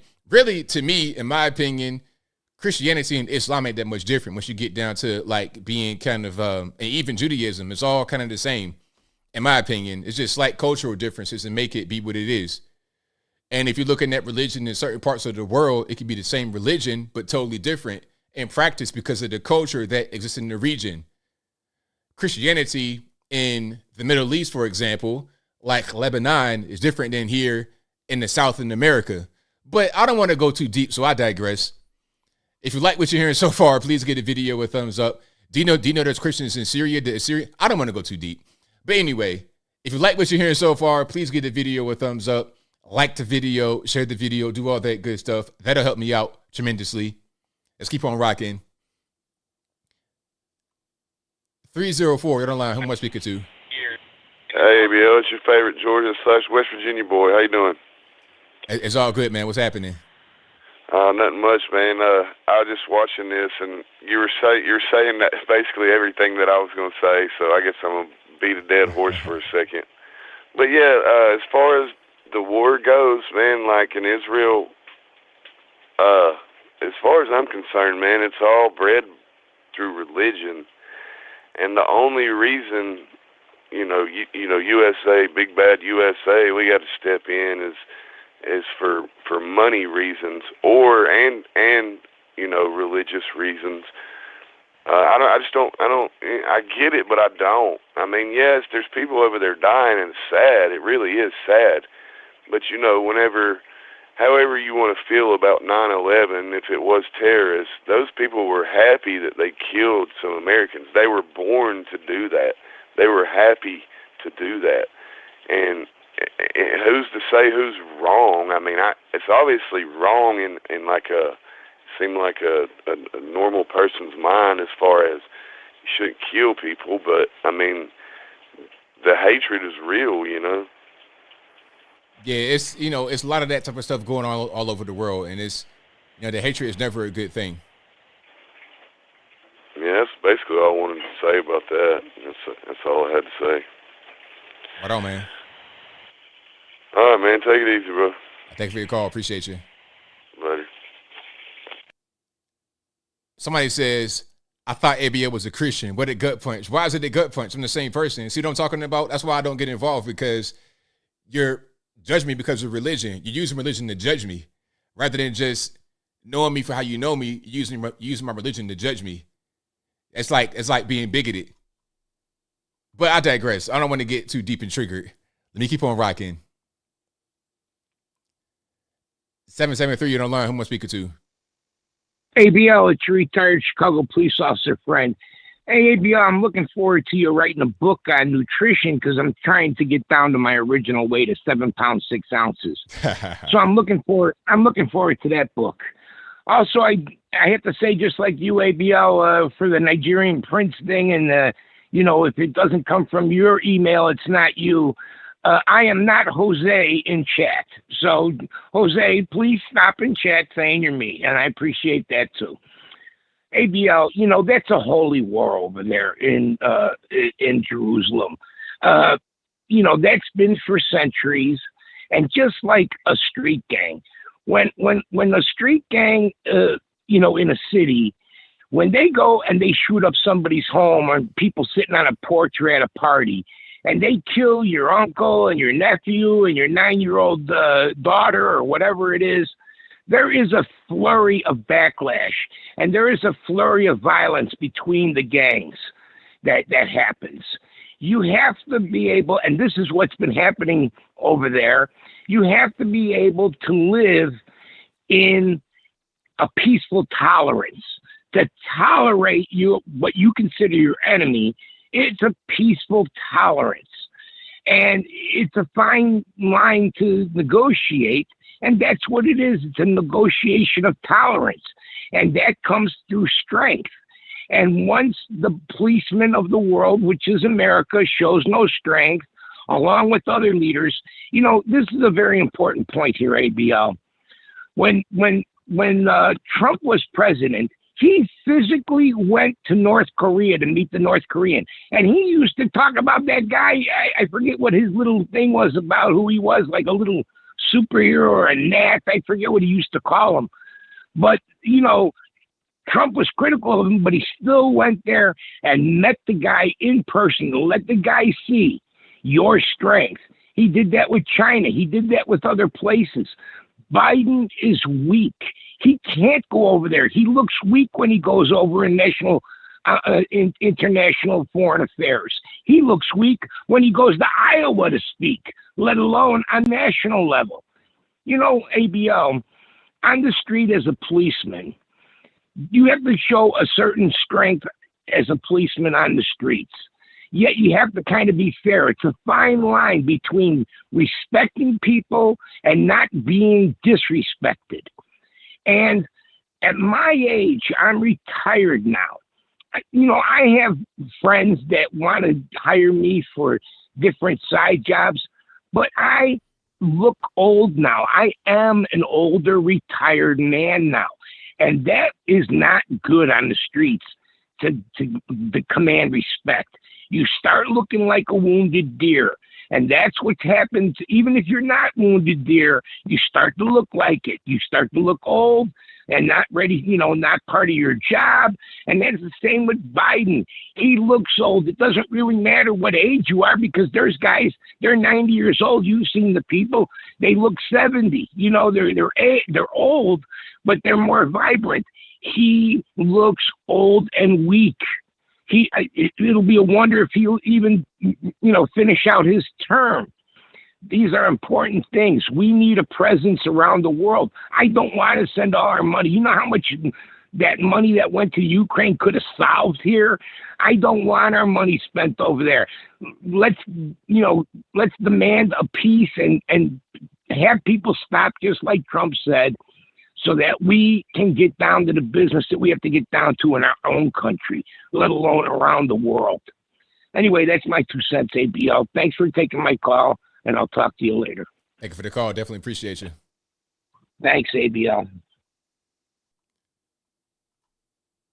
All right. Fantastic call, as always, from a retired Chicago police officer friend. And I think that would be a wrap for all the calls tonight. Thank y'all again for being here. You guys are the best audience anywhere on these interwebs. If you like what you heard tonight, please give the video a thumbs up, like the video, share the video, do all of that good stuff. That will help me out tremendously. All righty. And before we wrap up, thank you guys again for being here. This is a podcast you're listening to right now. It'll be on your favorite audio streaming platforms, whether that be Google Play, Spotify, Stitcher, Apple, iTunes, etc. Link for that will be in the description, or just go to your favorite audio streaming platform and search ABL Live, and that should pop right on up. And thank you guys again for being here, for watching, retweeting, super chatting, whatever you're doing. I could not do this show without you. Super chats on deck, then wrap it on up, put the bow clean on top. Thank you to Frank Rizzo, who says Uncle ABL's rice, jambalaya style. I guess it's, reference to the Uncle ABL channel. Shout out to Angel Rivera, who says, hey, ABL. I think I read that one earlier. Thank you to R. Scott, who says, say Ivan's name 3 times. Lori Lightfoot appears. That's funny. Thank you to, hold on. Let me get myself together. There we go. Shout out to Kelly K, who says, shout out to the 1 million club. Shout out to you. And Kelly K, thank you for the super chat, who says, for the callers, 9-volt battery. Yes, we needed that earlier. The beeping was crazy. It was not my smoke detector doing that. That was my man that called earlier with the beeping noise in the background. Thank you to, let me see, Kelly K, who says, for the caller, I read that one. Thank you to Bino, who says, after the last few years, I take any information shown on mainstream media with a grain of salt. Who owns 99% of media? Uh-oh. Thank you to Bob K. MIT, who says, I agree with you, ABL, and I've said this before. God I need, organized religion I don't trust or need. If anyone wants to judge me for that, I don't need them either. Stay strong, sir. Thank you for that, man. I appreciate you. I'm going to say this, then wrap it on up, put the bow on top. I respect organized religion for what it is and its necessity in society. It keeps people with a common culture, a faith, a belief. It keeps them on the same path. And it makes sense. I do believe in spirituality. I don't want to get too far into what I believe, but I know we're not here just by happenstance. I know there's a higher power, a creator. The beauty of nature and all its symmetry is obvious, intelligent design, but I don't want to act like I'm above people. I just feel like my belief system is not necessarily common, and I have it to myself. And I think everyone's faith should belong to them. If you share a faith with others, that's great. But however you live your life, whatever your faith is, I hope you're doing the right thing by yourself and others. That'd be my hope. It doesn't really matter what you are. I'm not hateful or judgmental toward anyone. The only issue I have with people is when they use their religion for the wrong purpose, hurting innocent people or whatever. That's my problem. But as long as you're doing right, you're living your life righteously, then I'm all for it, regardless of what you believe in. I'm not trying to hate on anyone's faith or attack anyone for their faith. So that's pretty much how I go. Religion, talking about that is worse than politics. So I try to stay away from it because people want to attack you. If you don't believe what they believe, if you believe something else, I stay away. You know, if you want to clear a Thanksgiving table, bring up religion, put it around on the table. It could be a Jew right here, a Muslim right here, Christian right there. Put religion right there on the table. Mine better than yours. Oh man, now you got to fight. I'd stay away. You'd be better off wearing a MAGA hat to a table full of Democrat liberals that's been voting in some way for 100 years. Better off doing that than talking about religion. That is a minefield that I don't want to get in. So on that note, until next time, y'all be safe. I'm out and peace.